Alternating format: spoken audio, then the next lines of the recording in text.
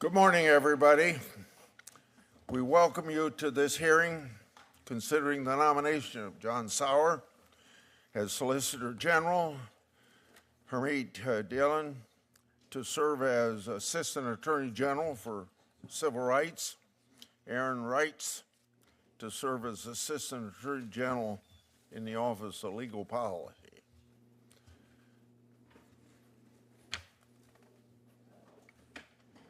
We're going to call on,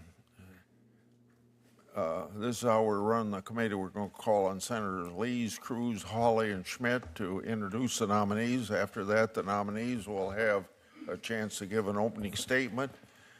Follow that from the nominees, we'll proceed to a single 5-minute round of questions. I ask the members to do their best to adhere to that limit.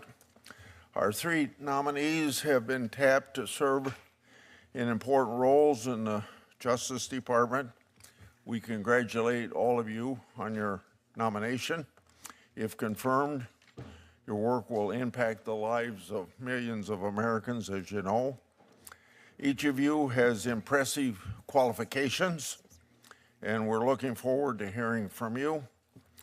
We thank your family and friends for coming today to be with you, and I'm sure they're very proud of you.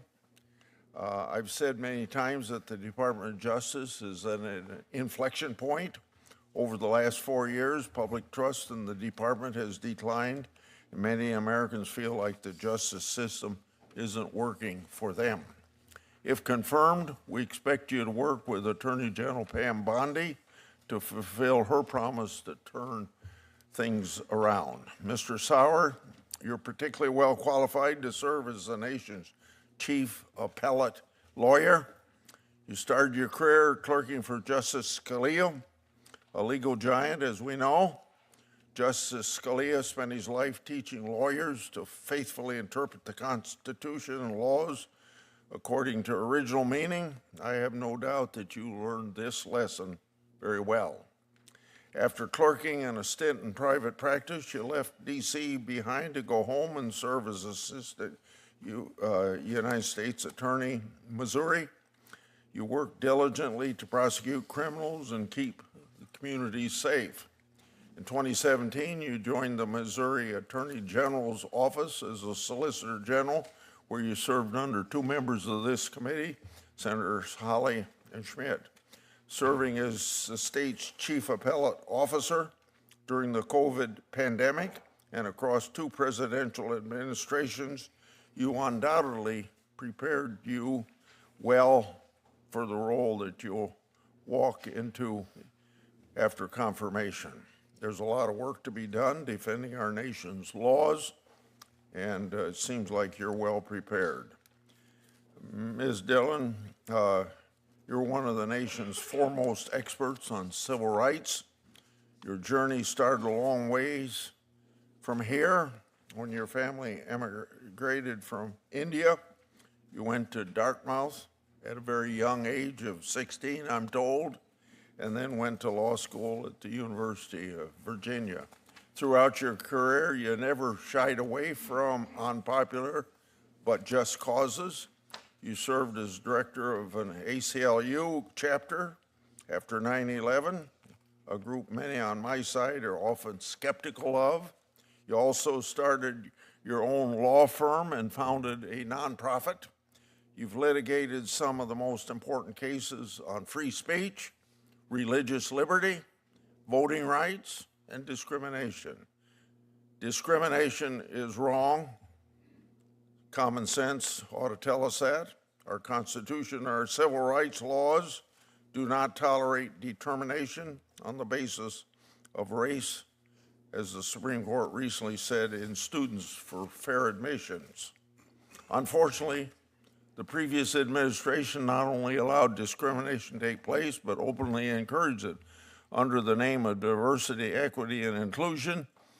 That administration imposed nationwide regime of discrimination, and the Civil Rights Division completely failed to enforce our nation's laws. Our President Trump has put an end to this, and if confirmed, I know that you will work to help him execute his promise Americans don't pick winners and losers based on color of skin, sex, or the name of their God. Ms. Dhillon, you fought for everyone to be treated equally. You fought against colleges shutting down free speech for political reasons, against states restricting freedom of religion, and against big tech companies engaged in censorship. You've won many victories defending freedom and our constitutional rights, and if confirmed, we'll need your continued leadership to protect the civil rights of all Americans. Our side of the aisle doesn't spend much time talking about people's personal characteristics. We care about character and we care about merit. But in addition to your qualifications, your backgrounds make you particularly suited to return the Justice Department to its proper role of enforcing our civil rights laws and ending discrimination. You're an immigrant, a religious minority, a woman, a business owner, a civil rights leader, an accomplished lawyer, and I've learned that also you do a lot of knitting. You're an example of what is great about America. Mr. Reitz, I'm to you now. You have an impressive and dedicated career of service to our country. You attended the College of Texas A&M University on an ROT scholarship and honorably served our country as a Marine, including tour in Afghanistan. Upon your return from Afghanistan, you attended law school, University of Texas, where you excelled. After a time in private practice, you decided to serve your country again. You clerked for the now Chief Justice of the Texas Supreme Court. Then you ran for a seat in the Texas House of Representatives and campaigned on issues you believed in. You continued gaining legal experience during this time in private practice. You eventually joined the office of the Attorney General of Texas as Deputy Attorney General for Legal Strategy. In that role, you were involved in some of the office's most impactful litigation during the Biden administration. You fought to secure the border, to hold big tech accountable, to protect integrity at the ballot box, and to promote conservative social values. Today, you continue to serve Texas and your country as a member of Senator Cruz's staff. You're currently his chief of staff, and I think I won't offend my colleagues when I say that this is no easy job. This is particularly true because you continue to serve in the Marine Corps Reserve, where you actively drill with your unit and hold the rank of major. Your relentless work ethic and love of country are obvious, in short, for all three of you. These nominees before us have impressive careers and life stories, and I'll look forward to hearing from them today. Now, Senator Durbin. Thanks, Chairman Grassley. I'm going to make a brief opening statement here, and it relates to an issue which is very personal to me and to some members on the dais here. You are gathered in this room today for an important hearing of the Senate Judiciary Committee. When you entered this complex, you were protected from the first step you took until this moment by the Capitol Police. These are men and women, some in uniform, some not, who are risking their lives to keep you and me safe. We should never, ever take that for granted. Those of us who were witness to the January 6th riot here in the Capitol have an experience we'll never forget. You've seen it. You can't miss the videos that have been played over and over again. As a result of that riot on January 6th, 4 police officers died, over 140 were assaulted, 1,600 people were arrested and convicted of crimes that day. For those of us who witnessed that occurrence, we know what was at the heart of it. It was an attempt by a mob to take control of the Capitol while we went through the constitutional exercise of counting electoral votes. It could have been worse, I guess, but to think that we had that happen in the United States Capitol is almost unthinkable. Imagine if you just heard the news that the House of Commons in Parliament in London had the door broken down and been overrun by a mob. You would have said to yourself, well, that's impossible. Not in London, not in England. For goodness sakes, it couldn't happen. It happened here, and we lived it. We ended up postponing the session of the Senate and the House to complete the constitutional duty, until later in the evening, and we'd cleared these rioters out of the Capitol. I tell you that because the president recently announced that they weren't, in fact, guilty of any crime. They were being assaulted. Assaulted by whom? By the Capitol Police? By the National Guard that was here? That's an incredible statement, and it's on its face patently false and insulting to the men and women who protect us every single day. The bottom line is they're not stopping now that they've been released by President Trump's pardon. They're not stopping in their assault on the Capitol. They are now revisiting the Capitol, holding press conferences, harassing the men and women in uniform who protect us here every single day. This has got to come to an end. Democrats and Republicans have to stand up for the men and women who are risking their lives to keep us safe every day. And to say to these people who were pardoned by President Trump, please take your press conferences someplace else. We don't want them here in this Capitol. I think it's essential that we move in that direction and do it quickly. If we care for these men and women, it's time we speak out against this insulting, harassing conduct when it relates to Capitol policemen. Let me also say that I'm concerned, as I have been in the past, that we are seeing some transformation of law enforcement in this country that most people don't imagine. There was a time when the Federal Bureau of Investigation had one political appointee. For 50 years, the director was the only political appointee, given a 10-year term and expected to be at least mindful of his or her responsibility under the Constitution.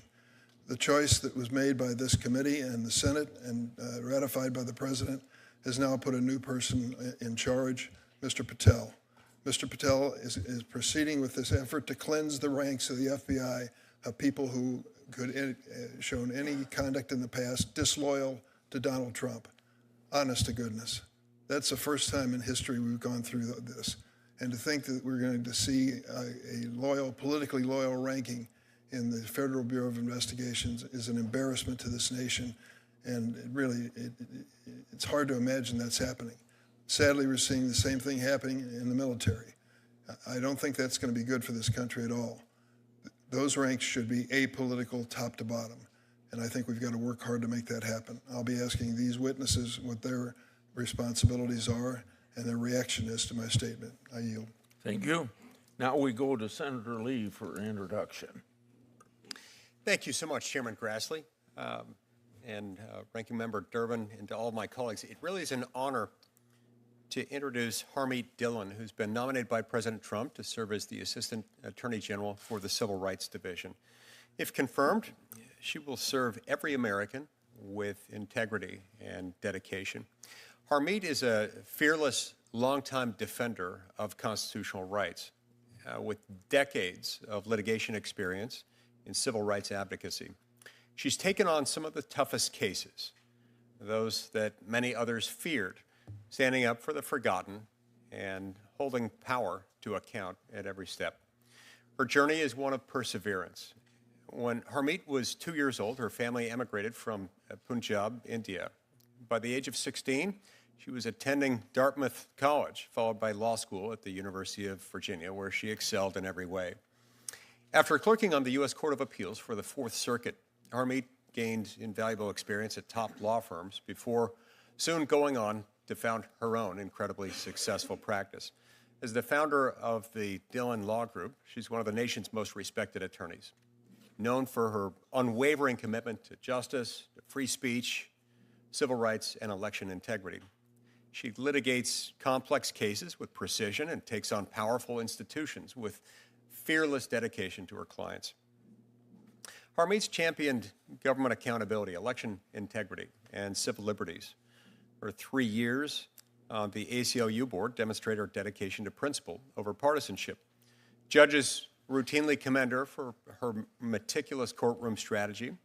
Colleagues admire her tenacity, and even adversaries can't help but admire her resolve and professionalism. Additionally, she's been a beacon of hope for a number of persecuted communities. As a true leader in the Sikh community, she's fought against post-9/11 discrimination and religious intolerance, ensuring that no one is denied their basic rights based on their faith, their background, their appearance. Harmeet's career embodies principle over politics, whether challenging unconstitutional laws, holding institutions accountable, or fighting for fair elections. She leads with integrity, fearlessness, and an unshakable belief in the rule of law and the importance of sticking with the Constitution. Harmeet Dhillon truly is an inspiration. She embodies the traits and the characteristics that are needed to help her succeed in this new role to which she's been appointed. Her career reflects conviction and the relentless, unapologetic pursuit of justice, no matter the cost. I urge every member of this committee to support her, and I look forward to voting for her enthusiastically on the Senate floor. Thank you, Mr. Chairman. And now we go to Senator Cruz. Thank you, Mr. Chairman. I am proud to introduce to this committee my friend Aaron Reitz. Aaron has been nominated to be the Assistant Attorney General for the Office of Legal Policy at the Department of Justice. As Chairman Grassley observed, he is currently my Chief of Staff and has the virtually impossible job of keeping me out of trouble. In that regard, he has failed spectacularly.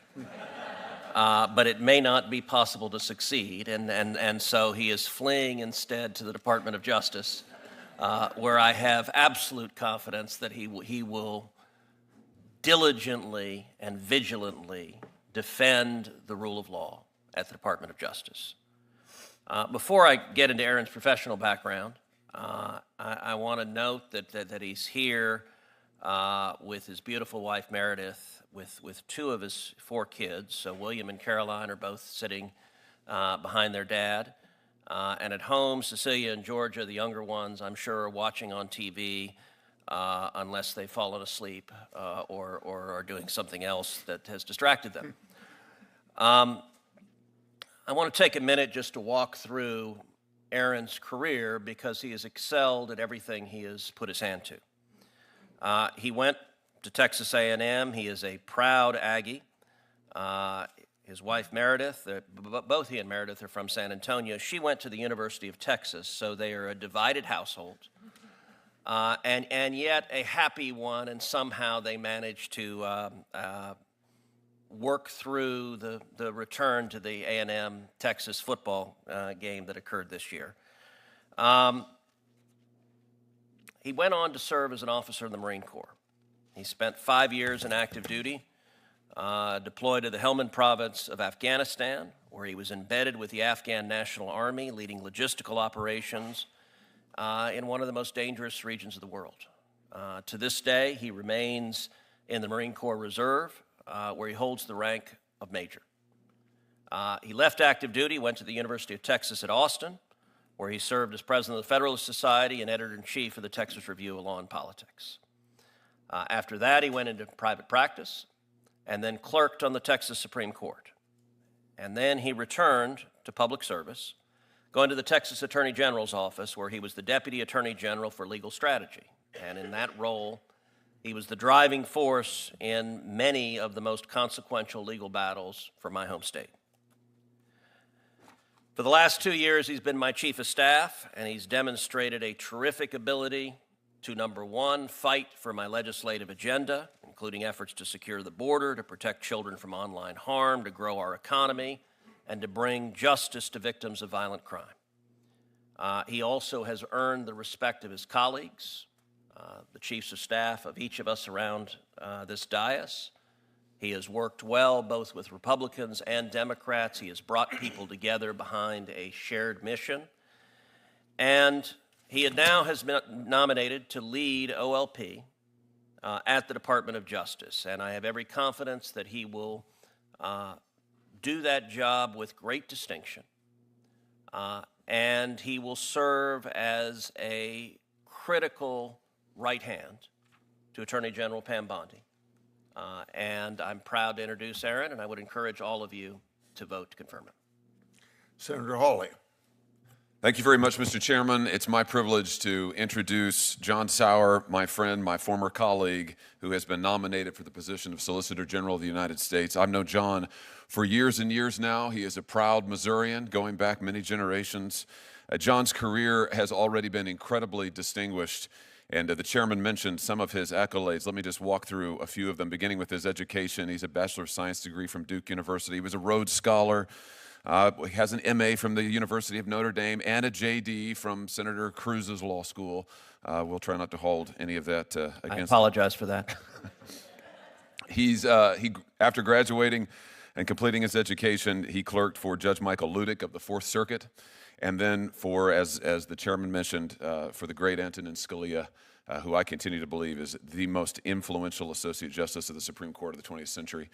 And he served there with distinction. John then came back to his native St. Louis and was for 5 years a federal prosecutor, where he prosecuted violent crimes, white-collar crimes, and more. And then he briefly, in between that and joining the Missouri Attorney General's office, he founded a small litigation firm where he represented all manner of clients. And then our paths really began to intersect in 2017. I was elected Attorney General of the state of Missouri, and the Missouri Attorney General's office at that time did not have an office of the Solicitor General.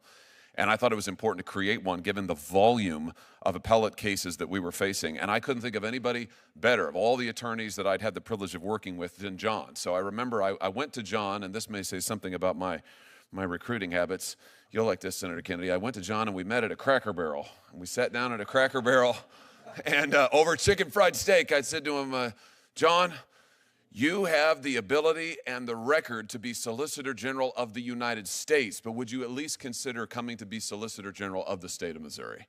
And to my great delight, and I think to the great benefit of the state of Missouri, he said yes, and served as my Solicitor General for 2 years, and also as my first assistant in the office, overseeing all of our criminal and civil litigation, including record numbers of criminal convictions, as well as an astounding win rate in the appellate courts. He's argued multiple times in the federal courts, the United States Supreme Court, of course, the Missouri courts, and handled all of that with the greatest of aplomb and professionalism. He went on to serve for a number of years, another 4 years, I believe, with my successor and now my good friend and colleague, Senator Schmidt, who will say more about that in a moment. But that reminds me, John, here's an opportunity to prepare for your first question. I'll just give it to you now so you can think about it. Which of the attorneys general on this dais was your favorite, and why is it me? So you can be thinking on that. John has served his state with the greatest of distinctions. He has served his country with the greatest of distinctions. I do not know a better lawyer in private practice, in public practice, federal prosecutor, name it, go down the line. I do not know a better lawyer in this country than John Sauer. I'm delighted to see him here today, and I'm delighted to support your nomination. I urge all of my colleagues to do the same. Senator Schmidt. Only because of seniority did you get to ask that question first. It was coming. Thank you, Mr. Chairman. It's an honor and privilege to introduce the smartest lawyer I've ever met, President Trump's nominee to be Solicitor General of the United States, and my former Solicitor General of Missouri, John Sauer. A born and raised Missourian, John is a man of deep personal faith, a fellow Catholic, a devoted husband to his wife, Ann, and father to his 5 children. As a young man, John ventured east to attend Duke, Oxford as a Rhodes Scholar, Notre Dame, Harvard Law School, I mentioned it. After graduating magna cum laude from Harvard Law, John clerked for Judge Michael Ludick, as Senator Hawley mentioned, and the late, great Justice Antonin Scalia. After clerking for Justice Scalia, he worked at Cooper & Kirk, one of the nation's most influential law firms, was a federal prosecutor in the Eastern District of Missouri, and started his own law firm.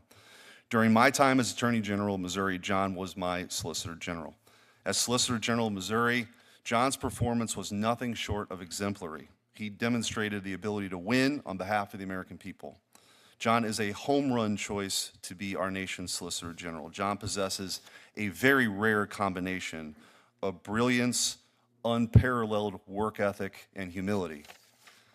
I don't know of many people who combine all 3 of those traits, but John certainly does. As my Solicitor General, he defended the God-given rights of not just Missourians, but of all Americans, litigating numerous cases during the COVID era, helping the office beat back the authoritarian forces who were seeking to shut down the United States of America, impose mass mandates on young children, and make Americans choose whether to take a vaccine or their livelihoods.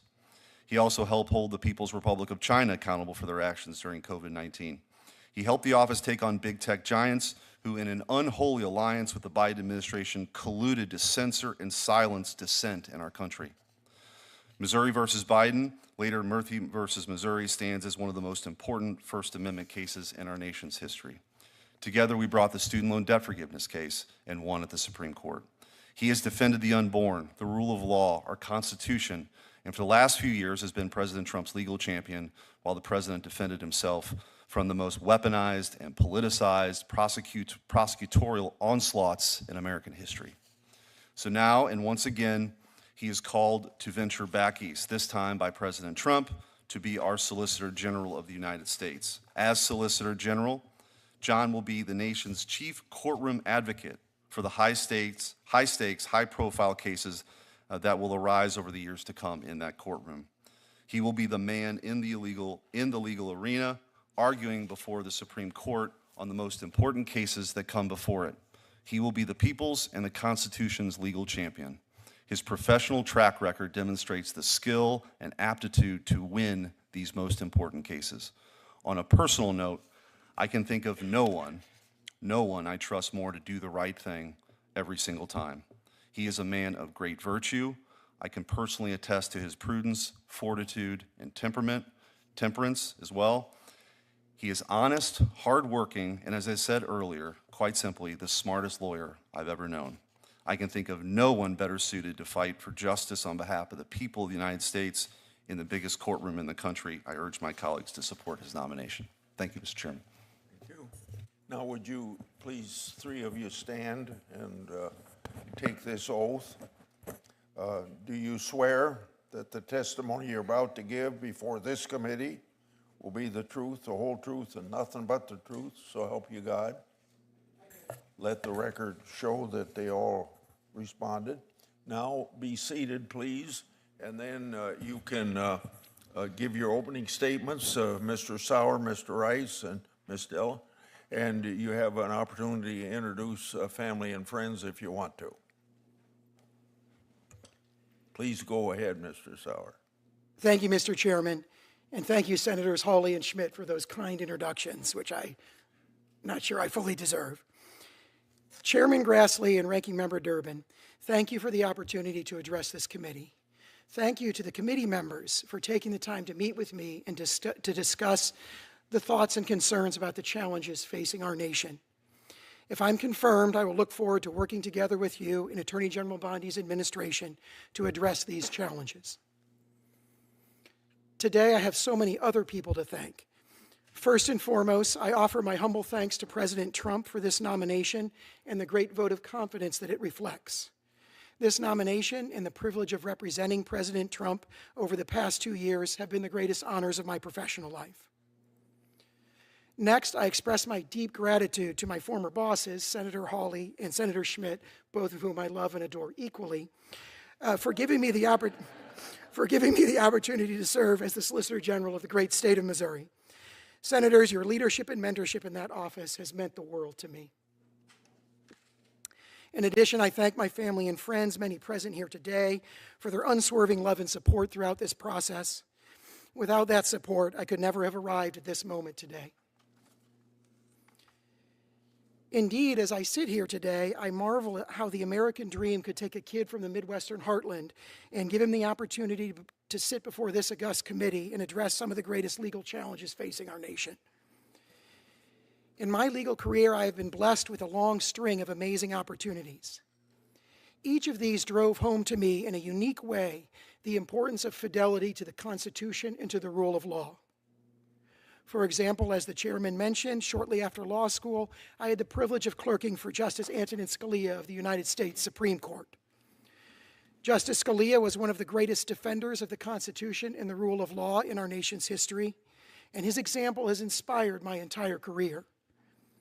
His insistence on fidelity to the original public meaning of the Constitution and the plain and ordinary meaning of statutes have provided the guideposts to my approach to legal analysis ever since. Not long after that, I received the opportunity to serve in the U.S. Department of Justice as an assistant U.S. attorney for the Eastern District of Missouri, where I prosecuted violent crimes and white-collar crimes, among other matters. In this role, I was inspired by the Department of Justice's commitment to the principle of equal justice under law. I'll always remember the presentation I received from a gray-haired veteran of the department explaining the motto on DOJ's seal, Qui pro domina justitia sequitur, those who sue on behalf of the Lady Justice. A few years later, I was blessed with the opportunity to serve as the Solicitor General of the greatest state in the Union, Missouri, under the leadership of two great public servants. In this role, I was called upon to resist the overreaches of the federal government that trampled the fundamental rights of ordinary American citizens. I began to see, as our founders did, that fidelity to the Constitution and the rule of law require constant vigilance and struggle. Then, during the most recent 2 years, I've had the great honor to represent President Trump in fighting back against the politically motivated prosecutions and lawfare campaigns against him. To me, these cases reflected a profound and dangerous perversion of the ideals of the Department of Justice, where I had proudly served as a young prosecutor. They manifested the weaponization of the federal government at its worst in an unconstitutional attempt to interfere with the 2024 presidential election by trying to prosecute and imprison the sitting president's main political opponent. I learned that fighting for the Constitution and the rule of law requires courage, perseverance, and sacrifice. Fortunately, that lawfare campaign failed, and President Trump was reelected in a historic landslide. In his inaugural address, President Trump promised that the scales of justice will be rebalanced. The vicious, violent, and unfair weaponization of the Justice Department and our government will end, and never again will the immense power of the state be weaponized to persecute political opponents.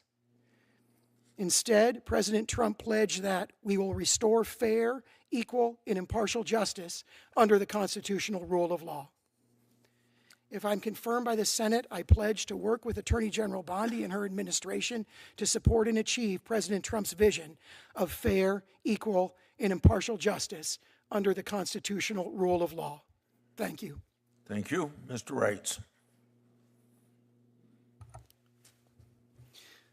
Thank you, Chairman Grassley and Ranking Member Durbin, for convening this hearing and for providing my fellow nominees and me the opportunity to participate in the Senate's essential and time-honored advice and consent role under the Constitution. The predominant feeling I have sitting here today is gratitude. And because of that, I want to say thank you to several people. Thank you to each of the individual members of this committee, both Republican and Democrat, as well as their staffs, for taking time to visit with me over the past couple of weeks. As I hope I made clear during those meetings, it's my goal to earn your support. Thank you to my boss, Senator Cruz, not only for your very kind introduction, but for your past 2 years of mentorship while I've served as your Chief of Staff. You've shown me not only how to be a fierce defender of the Constitution and the rule of law, but also how to work with a wide diversity of people with different perspectives on both sides of the aisle to serve the American people. Thank you to my family for supporting me and having my back. Today we have with us my wife of 16 years, Meredith. We've known each other since we were 12, and I was reminded while preparing the paperwork for this hearing how much we've been through together. Moves, careers, deployments, kids, one public service pay cut after another, and now this new adventure, a hopeful opportunity to serve at the Justice Department. I love and appreciate you. We also have 2 of our 4 children here, William, my oldest, who was born while I was in Afghanistan, and his younger sister, Caroline. Back at home in Texas are our 2 littler ones, Cecilia and Georgia, who Meredith and I decided would be just a bit too squirmy for a Judiciary Committee hearing. Also at home are my parents, Donna and Paul. My father is undergoing surgery on Friday for kidney cancer, and we lift him up in prayer. Thank you to those who have had an outsized influence in developing me professionally over the years. My 1st Marine Corps Battalion Commander Bill Vivian and Company Commander Isaac Moore, Law School Deans Ward Farnsworth and Bobby Chesney, now Chief Justice of the Texas Supreme Court Jimmy Blacklock, who I clerked for, Texas Attorney General Ken Paxton, and of course Senator Cruz. Thank you to Attorney General Pam Bondi for answering the call to serve as our nation's Attorney General. She's been in office for only a few weeks and yet is already making historic strides to restore law and order and to increase the American people's confidence in our justice system. I am honored to be considered to serve under her. Lastly, and most of all, thank you to President Trump for entrusting me to lead the Office of Legal Policy. President Trump cast a vision for accountability, transparency, integrity, and devotion to the Constitution that inspired millions of Americans to overwhelmingly vote him into the White House. I look forward to doing my small part to carry out that vision at OLP under his and Attorney General Bondi's leadership. The Office of Legal Policy has a broad mission. It plays an important role in advising the Attorney General on legal policy, coordinating the department's regulatory review process, and assisting the White House and Senate with judicial nominees. In each of these missions, I commit to the Senate the following. With respect to legal policy, you can expect me to pursue the President's and the Attorney General's agenda with energy, impartiality, independent thinking, and faithfulness to the Constitution and all federal laws. With respect to regulatory law, you can expect me to closely coordinate with executive branch rulemaking authorities to ensure the department is effectively and efficiently pursuing justice for all. And with respect to judges, you can expect me to faithfully assist the President identify, vet, and process his judicial nominees. This necessarily means working collaboratively with the Judiciary Committee as well as individual home state senators. Lastly, in all things, the Senate, the President, and the American people have my absolute commitment to excellence, fairness, integrity, blind justice, the observance of the best legal practices, and adherence to the highest standards of conduct and ethics. Thank you again to the committee for considering my nomination. I look forward to answering your questions and hopefully earning your support. Thank you. Thank you, Mr. Reitz. Now, Mrs. Dhillon. Chairman Grassley, Ranking Member Durbin, and members of the Judiciary Committee, I would like to thank all of you for this opportunity to respond to your questions. And thank you to Senator Lee for his very kind introduction of me. I'm grateful for the time that many committee members have taken to meet or speak with me before this hearing, and I have valued hearing their concerns and ideas about the Civil Rights Division. I thank President Trump for nominating me to this important position. He knows all too well how the Department of Justice may be weaponized for the wrong ends, for political persecution, for payback, for punishing protected speech and ideas. As his lawyer for several years, I too am keenly aware of how quickly justice may become unjust. I also want to thank Attorney General Pam Bondi for her inspiring leadership and her trust in me. I am deeply honored to be joined by members of my immediate family here today. My mother, Harminder, my brother, Mandeep Singh Dhillon, and two of his children, Theg Zorawar Singh and Hazuri Kaur Dhillon, and other dear, near family members. With me in spirit, as well as my husband Sarjeet, who passed away last summer and who supported me in every way. Many friends have come from around the country to support me as well, and I'm so grateful. I owe everything I have in this world to God and to my family. My parents brought Mandeep and I to the Bronx, New York, where Dad finished his medical residency, then to rural Smithfield, North Carolina, where his simple goal was to raise his family in a small town with traditional values, practice orthopedics, play a little tennis, and enjoy the American dream. When we moved to Smithfield in 1975, there was a sign on the highway as you entered town that said, "The United Klans of America welcome visitors to Smithfield." My parents didn't know what the Klan was when they moved to Smithfield. We did find out. Thankfully, the anachronistic and despicable sign came down in 1977, and the Klan didn't affect me directly. But I was bullied as a child for my long braids, my funny name, my unusual faith, and it wasn't the easiest thing to be a family of turban-wearing Sikhs in the rural South in the 1970s. What I learned from my parents was that in America, anybody could be anything with hard work and determination. I am before you today because of these life experiences. My faith teaches me that it is a duty to stand up for the rights of the defenseless. Throughout my 32-year legal career, I have honored this teaching through my legal work. In law school, I've been an advocate for victims of domestic violence, work I continued for over a decade in private practice. I've advocated in the courts for asylum seekers facing religious and political persecution. My clients have included Muslims, Buddhists, Hindus, and Christians. This work has taught me deep compassion for the oppressed, as well as a daily appreciation for the liberty that Americans often take for granted. I was a lawyer in private practice in Silicon Valley when the 9/11 terrorist attacks struck. From handling intellectual property litigation, I suddenly pivoted to writing legal memos to help South Asians and Arab Americans understand their legal rights in the face of wholesale attacks from fellow Americans, ranging from murders and assaults on Sikh gas station owners and taxi drivers to casual slurs shouted at my brother Mandeep at Candlestick Park in San Francisco, calling him Osama and telling him to go back to his country. This is our country, senators, and it is the greatest country on God's earth. Today, the promise of equal opportunity that my family taught me, which I fought for my entire career in the courtroom, is being robbed from millions of Americans in the workplace by dangerous and oppressive ideology enabled by corrosive government dictates. Young girls and women are seeing their dreams of hard-fought equal access to sports opportunities, of even basic privacy, modesty, and dignity in women's private spaces, being sacrificed on the altar of political correctness. Generations of young people have been denied educational opportunities because of their immutable characteristics, instead of merit, even in the face of Supreme Court precedent that clearly bans such admissions policies. And our elections are consistently at risk of becoming ad hoc coronations where government officials in power put a thumb on the scale to achieve preferred outcomes. Our democracy is the lifeblood of our republic. Insecurity in this process breeds mistrust. Mistrust breeds anxiety and anarchy. We must remain forever vigilant in ensuring the results of the ballot box reflect the will of the people, not the preferences of the elites. It's 2025 in America. President Trump was just elected with a historic amount of support from Latinos, African Americans, Asian Americans, and Americans without college degrees. There is no greater time to be alive and to be an American than today. If I am honored to be confirmed as Assistant Attorney General for Civil Rights, this is my promise, Senators.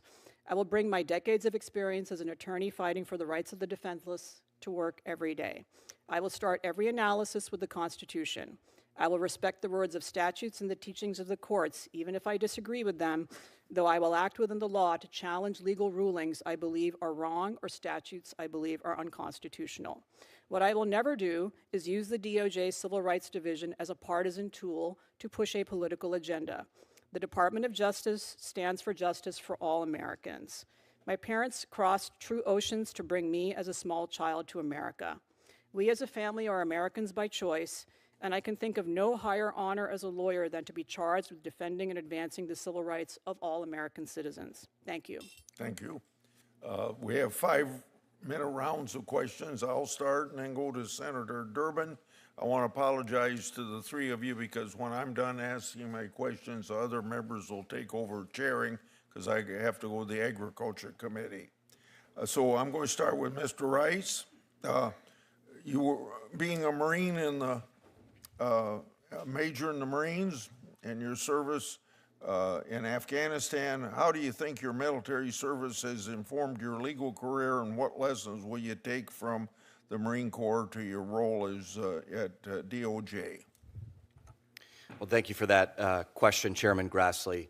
I first raised my hand and swore an oath to defend the Constitution when I was 22 years old. I take that oath deadly seriously.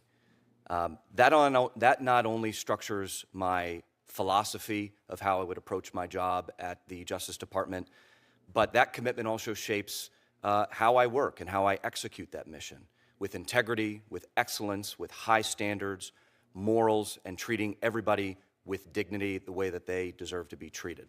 And so not only do I bring a commitment to the U.S. Constitution, but I also bring a way of acting that I think adheres to the best that our nation has to offer. Yeah. Mr. Sauers, you clerked for Justice Scalia, a famous champion of interpreting doctrine of originalism, and throughout his career promoting the concept of federalism. What was your most important lesson that you learned from Justice Scalia?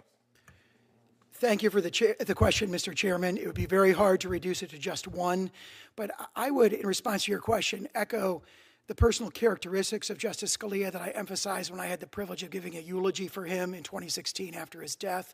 Not just his titanic influence on the development of law in the United States and advancing the doctrines of textualism and originalism, but in my experience, he exemplified the characteristics of a teacher and mentor, a man of great personal devotion, a man of great personal courage and a person of deep humility. And I think you see the humility of Justice Scalia reflected in his attraction to the legal theories that he espoused, which are ultimately humble legal theories, the legal theories of limited role of courts in the interpretation of congressional statutes and the Constitution. Ms. Dhillon, you'll have to protect the civil rights of all Americans under diversity, equity, and inclusion. The previous administration imposed a nationwide regime that discriminated against some people. The Civil Rights Division completely failed to enforce our nation's civil rights laws. So how will you approach enforcing our civil rights laws different from the previous administration? Chairman Grassley, thank you for that question.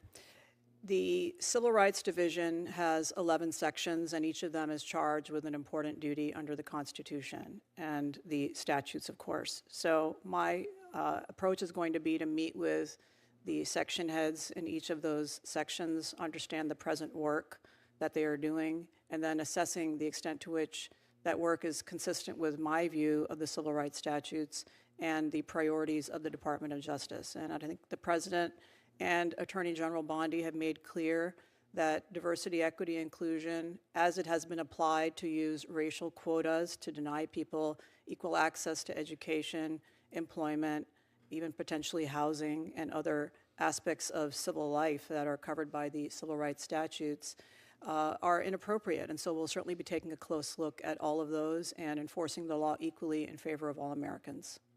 Would you approach Title VII discrimination civil rights laws and use it against companies that discriminate on the basis of race? Senator, if the facts support such a prosecution or a civil litigation, I certainly would do that. It is inappropriate in my view, and I think Title VII's language is clear that racial discrimination is inappropriate in hiring. And so that is certainly a priority that I would undertake and one that I've undertaken in private practice as well. The same question as it relates to Title VI against universities that receive federal funds but who discriminate on the basis of race? Senator, we have a problem throughout the United States, not just on the basis of race in universities, but also religion. We've seen anti-Semitism sweep the nation, and it is very problematic that many people of the Jewish faith are barred by professors and fellow students from access to the classroom. So yes, in addition to race, I would see religious discrimination and other forms of discrimination on campuses as an appropriate target for the Civil Rights Division. Thanks to all three of you. Senator Durbin. Thanks, Mr. Chairman, and congratulations to each of you, your family and friends, for this historic opportunity.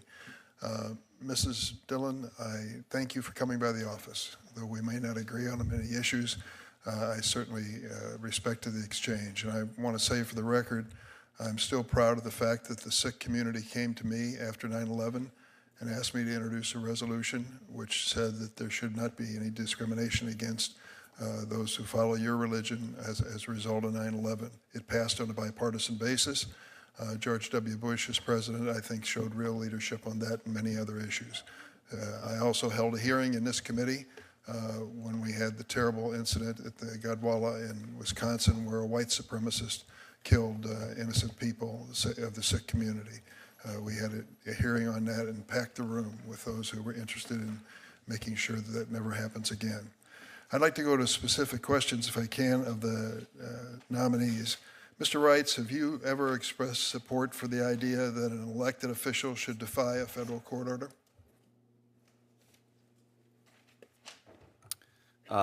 Thank you, Ranking Member Durbin. I'm not aware of any instances at this time of having made such an assertion. So let me remind you of a statement that you made. On March 30th, 2020, U.S. District Judge Lee Yackel, a George W. Bush appointee, temporarily blocked Texas from closing abortion clinics as a response to the state's COVID-19 outbreak. You commented on this and wrote, looking for some Andrew Jackson-level leadership on this one. Judge Yackel has made his decision. Now let him enforce it. This was an obvious reference to the fictitious story about language supposedly used by Andrew Jackson in suggesting he would defy a Supreme Court ruling in Worcester versus Georgia. Do you stand by your tweet?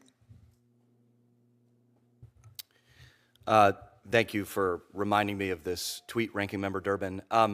What this tweet reflects is a conservative view of Article 3 and the role of courts and their ability to bind parties that are not litigants to the case before it, which is a mainstream view within jurisprudential debates, but captured in 140 characters on a tweet. Bottom line, should an elected official be allowed to defy a federal court order? It would be too case specific for me to make a blanket statement about that, Ranking Member Durbin. So you're saying that a legal court order from a federal court should not be followed under some circumstances? What would those circumstances be? Ranking Member Durbin, what I'm saying is that there are some instances in which a public official is lawfully bound by the holding of a particular court, in which case that official would in fact lawfully be required to be bound by it. I can't speak, though, Ranking Member Durbin, for all instances in which that dynamic may or may not be at play given a certain lawsuit. That's an incredible statement by someone who wants to be part of the Department of Justice. Mr. Sauer, what's your take on this? Ranking Member Durbin, thank you for the question. Like Mr. Reitz, I don't want to speak to hypotheticals, especially not hypotheticals that might come before me in an official capacity if I were confirmed by the Senate. Generally, if there's a direct court order that binds a federal or state official, they should follow it. Why do you say generally? Give me an exception that would be acceptable to you. I suppose if as I sit here, I can't think of a hypothetical one way or the other. I suppose one could imagine hypotheticals in extreme cases like the Korematsu decision, the Dred Scott decision, where people Let's go back to Korematsu.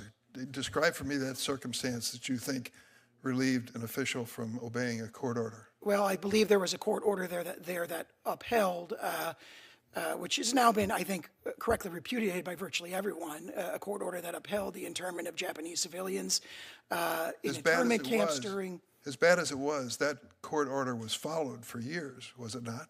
And I just wonder whether some historians might think we'd be better off if it hadn't been followed. But once we I don't want to get into I want to get into it because I think it goes to the heart of a question of the future constitutional challenge we face as a nation. There's a great fear among many people, academics and people in the legal profession, as to whether or not this president would defy a court order, which basically would put him above the law, at least in his own eyes. And I want to know what circumstances Mr. Reitz and Mr. Sauer believe justify that conclusion. And you can answer that quickly. We've run out of time. Very quickly, I've represented President Trump for the better part of 2 years, and I just think that that's not a plausible scenario. You say the same, Mr. Reitz? You've run out of time, Ranking Member. Thank you. Senator Hawley. I think maybe I've misunderstood this last line of questioning. I thought it sounded to me like my friend Senator Durbin was defending the Korematsu decision, which I think is one of the worst and most abhorrent decisions in the history of the United States. So I just want to be clear on this. Let me give you all a chance to weigh in on this. When we have a decision that is absolutely morally abhorrent, Korematsu, Dred Scott, we can go down the line. Should officials who disagree with a morally abhorrent decision just blindly follow it, or do they register their disagreements? I suppose if they have to, they resign and protest. I mean, there's a system for this, there's a pattern for this, but is the United States of America better off if our public officials, in the face of grievous moral wrong, say and do nothing? Mr. Sauer? I strongly agree, Senator Hawley, with your reaction to that. And the only point I was trying to make in my exchange with the ranking member was it's hard to make a very blanket, sweeping statement about something without being presented with the facts and the law that apply to that particular scenario. So those historical examples, I think, are designed to illustrate the difficulty of doing that. Mr. Reitz, you want to add anything? Yeah, thank you for your background and also for teeing up that question. I stand by my earlier comments, which is to say that there is no hard and fast rule about whether in every instance a public official is bound by a court decision. There are some instances in which he or she may lawfully be bound and other instances in which he or she may not lawfully be bound. Well, certainly I know that everybody sitting on this panel in front of me is a firm believer in the rule of law. It just seems that to me, we can multiply these instances. The Fugitive Slave Act, for example, and we had numerous judges and other public officials when the Supreme Court said that the fugitive slave law, an absolutely abhorrent law, had to be enforced in the North. You had multiple judges who said, I can't in good conscience enforce this. Many of them then resigned. The United States might be a better place if more of them had done so and had taken a stand firmly against such injustice. So I can't believe that it's the position of anybody on this committee that in the face of decisions like Korematsu and Dred Scott and the Fugitive Slave Act that we should say to people, oh, just grin and bear it, don't say anything, enforce the law, for heaven's sake. I mean, good heavens. Ms. Dhillon, let me ask you, you spoke very movingly about religious liberty, and it made me think of that line that America didn't invent religious liberty invented America, and your family's story is certainly a testament to that. I also am mindful of the fact that in the last 4 years, we have seen unprecedented attacks on religious liberty in this country, absolutely abhorrent attacks on people of faith. Just to take one example, after the Supreme Court's Dobbs decision, 100 pregnancy care centers, more than that, were vandalized, criminally assaulted, firebombed. Over 300 churches, many of them Catholic churches, were targeted in the same manner. The Biden Justice Department did nothing to defend these institutions. They let them twist in the wind. They allowed the violence to go on virtually unchecked. And indeed, members of this body encouraged this kind of violence with outrageous, irresponsible rhetoric on the floor of the United States Senate and on the floor of the United States House of Representatives. My question to you is, will you commit to stopping the disparate treatment of Americans on the basis of religious faith that we have seen in the last 4 years? Will you make sure that people of faith are protected in the religious expression of their most deeply held beliefs? Oh, thank you for that question, Senator Hawley. I believe my career and the disclosures made to the Senate would back up the fact that my entire career in 32 years has included religious liberty litigation on the side of people of faith, of minority and majority faiths. And I'm very proud of that, and I've won cases at the United States Supreme Court defending people of faith from government tyranny and obstruction. And so I would absolutely be committed as a top priority in the Civil Rights Division, if confirmed, to defending people of faith equally. Very good. And will you investigate and, where it's warranted, prosecute those who carry out attacks on pregnancy care centers, places of worship, those who with religious or maybe it's anti-religious motivation target people of faith in their houses of worship and other places where frankly they're quite vulnerable? Absolutely, Senator. I don't think there's any question about that. Good. Let me ask you about anti-Semitism on America's campuses. You referenced this, I think, in your opening statement. Since October 7th of 2023, we've seen the most horrific explosion of anti-Semitic violence. Just yesterday, I met in my office with a young man, a student at DePaul University, an ROTC member. He's also Jewish. He's a Jewish American. His arm was in a sling because he had been physically assaulted on his campus. What was his offense? He had been tabling in support of the state of Israel. Will you commit to vigorously enforcing, Ms. Dhillon, Title VI violations related to anti-Semitism to make sure that we root out this scourge on America's campuses? If you want to briefly Absolutely, Senator. I would certainly commit to that. Very good. Thank you, Madam Chair. Thank you, Senator Madam Chair. Cruz. Mr. Sauer, thank you for your service as a federal prosecutor, and to the people of Missouri. Mr. Reitz, for your service to this body, to my colleague, Senator Cruz, and your military service to our nation. And Ms. Dhillon, I appreciate your willingness to step forward and raise your hand to serve. You are all seeking critical leadership positions in a Department of Justice that is reeling and questioning the direction that it's being taken. Career prosecutors were fired for working on cases that President Trump did not approve of or like. Senior DOJ leaders in national security posts have been reassigned, and at the Southern District of New York and in the Public Integrity Unit, a half dozen prosecutors resigned earlier this month rather than carry out what they believe to be unlawful or unethical orders in the Eric Adams case. Ms. Dhillon, if President Trump were to ask you to do something that you believed was either illegal or unconstitutional, what would you do? Thank you for that question, Senator Coons. First of all, I have represented President Trump for 4 years in numerous different cases, and I currently represent him as a private attorney. And in all of those years, in multiple cases, in multiple jurisdictions, the president has never asked me to do anything that I found to be objectionable, immoral, unlawful, or illegal. And so I really can't fathom the circumstance that you're describing. It would really be hypothetical to me. As I just conveyed, I don't think it's a hypothetical. You've got folks in the Public Integrity Unit and the Southern District resigning over what they believe to be an unethical and inappropriate order. And I put that exact question to your predecessor in the first Trump administration, Eric Dreiband, his first AAG for civil rights. He didn't call it hypothetical. He answered directly. He said every Department of Justice attorney swears an oath to execute and faithfully execute and defend the Constitution and laws, and it would therefore be appropriate to refuse to follow a directive of the president if illegal or unconstitutional. Mr. Dreiband, in exactly the same situation, answered the question, is there any reason you can't? Well, Mr. Dreiband didn't have 4 years of representing President Trump as his lawyer, and so I would give him the grace of not knowing for that experience that I've had. And so I think that it is a hypothetical to me, and so I respectfully... It may be to you, but sadly it is not to currently serving members of the Department of Justice. If I might, Mr. Reitz, in the exchange that was just held both between Senator Durbin and Senator Hawley and yourself, dozens of President Trump's executive orders have been blocked by federal courts in recent weeks, federal district courts, and a number have been reviewed on appeal. To your knowledge, has the administration complied with these federal court orders?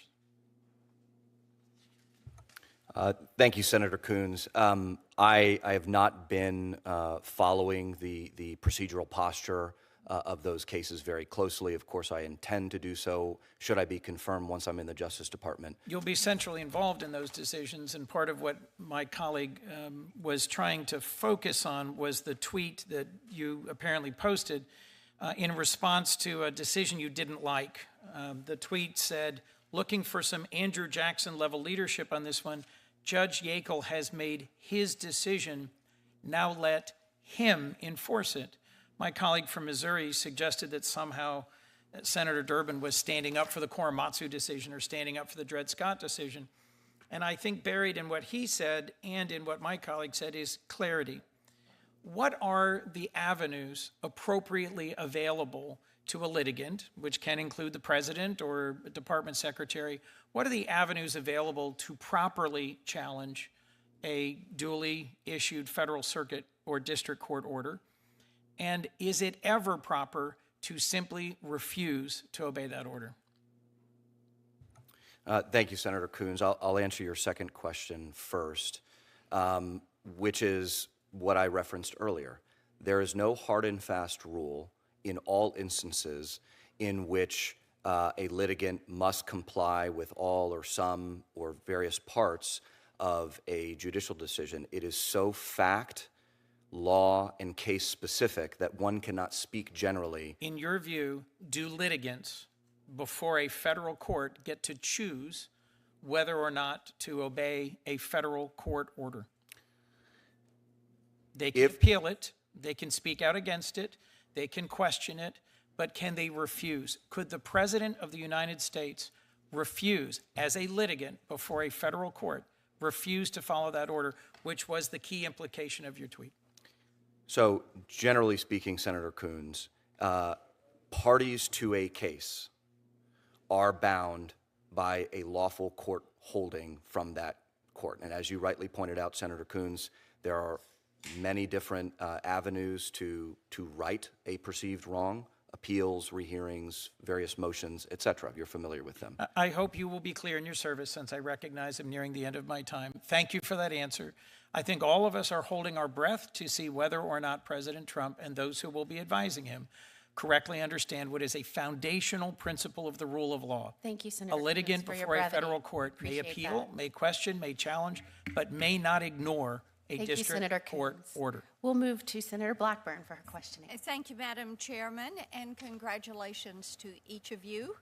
We are, we're really pleased that your families are here, that you have this nomination, and we're so looking forward to having you serve President Trump and the American people in your position. So congratulations to you. Ms. Dhillon, I want to come to you first. In Tennessee, we follow the motto, let's make it easier to vote and harder to cheat.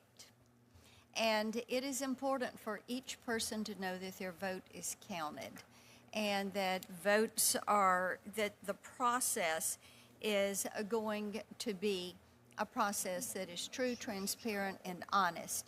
And so our counties have been busy cleaning up voter rolls, and it's why Tennessee has been ranked #1 in the country for election integrity. And I know that you're going to follow those same premises at the Department of Justice. So I would like for you to talk about what you can do at the Civil Rights Division to make certain that we restore election integrity. Well, thank you for that question, Senator Blackburn, and I really appreciate how Tennessee has taken a lead in cleaning up the voter rolls. Federal law provides under the National Voter Registration Act that states do maintain their voter rolls in an up-to-date way, but in fact most states are woefully behind in doing so, which creates confusion and distress among citizens who are concerned that their votes are not being equally cast.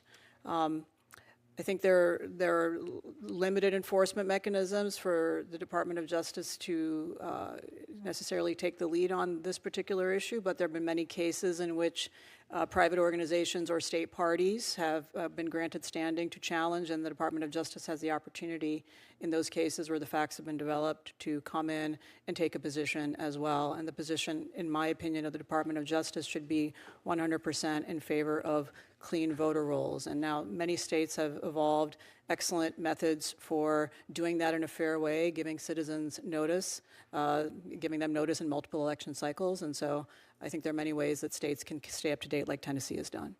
Thank you for that. Mr. Sauer, I want to come to you, and I appreciated the opportunity to visit with you prior to the hearing. I want to drill down on one comment you made, justice without fear or favor.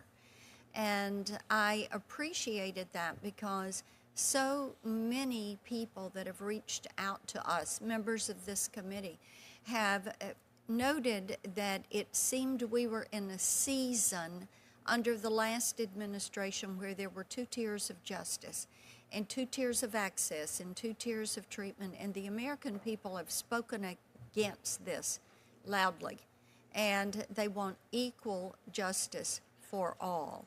So I would like for you to comment on what you mean and how that concept, justice without fear or favor, is essential to your role as the Solicitor General.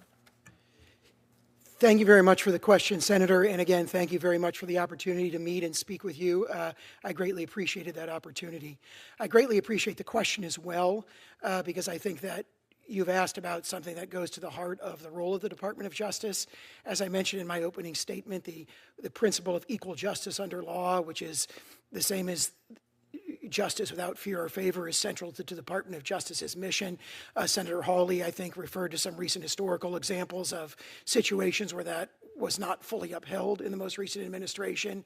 In my opening statement, I referred to what to me obviously are the most compelling and really astonishing experiences that I have had with respect to that. That really arose, certainly that involved many of the cases that I had the privilege of litigating under the leadership of Senator Schmidt, but in it when he was Attorney General of Missouri, but also representing President Trump in the recent lawfare and weaponized prosecutions that he experienced. So we have a number of unfortunate examples in our recent history in the Department of Justice, and that's why what was really kind of a ringing call to me in President Trump's inaugural address was his statements that I quoted about restoring equal justice under law and the constitutional rule of law.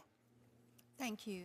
Mr. Reitz, in your role over at DOJ, you're going to be responsible for initiating policy initiatives. And this is something important to addressing violent crime that is just raging across the country. And I want to get from you in writing what you can do. The previous Trump administration had programs like Operation Legend, which was very effective in Memphis, Tennessee. And I know my time has expired, but if you'll submit that one to me in writing. Thank you, Senator Blackburn. Thank you for respecting that time. We're going to hear from Senator Hirono now. Thank you, Madam Chair. I asked the following two initial questions of all nominees before any of my committees, so I will ask you, starting with Mr. Sauer, and we'll just go right down the line. Since you became a legal adult, have you ever made unwanted requests for sexual favors or committed any verbal or physical harassment or assault of a sexual nature? No. No. No, Senator. Have you ever faced discipline or entered into a settlement related to this kind of conduct? No. No, Senator. I have not, Senator. I would like to state with regard to Mr. Reitz that, for the record, that in 2023, during impeachment proceedings against Texas Attorney General Ken Paxton, a Texas Ranger testified that there were, quote, many complaints of sexual harassment by female employees, end quote, about Mr. Reitz when he worked in the Texas Attorney General's office. And I will have further questions for the record regarding these complaints. For Ms. Dhillon, relating to Section 2 of the Voting Rights Act, I think that your position is that Section 2 of the Voting Rights Act requires actual discrimination and basically discriminatory intent before it will be deemed unconstitutional under Section 2. Is that correct? Is that your view of Section 2, Voting Rights Act? I would say, to generalize, yes, it is. So that means that unless there's discriminatory intent, unless, say, state legislature says, yes, we are about to enact legislation that will discriminate against a group, you do not think that Section 2 applies? I disagree with your characterization, Senator. There are many ways to prove intent other than a blanket statement from a state legislature. And Ms. Rice, let me mention that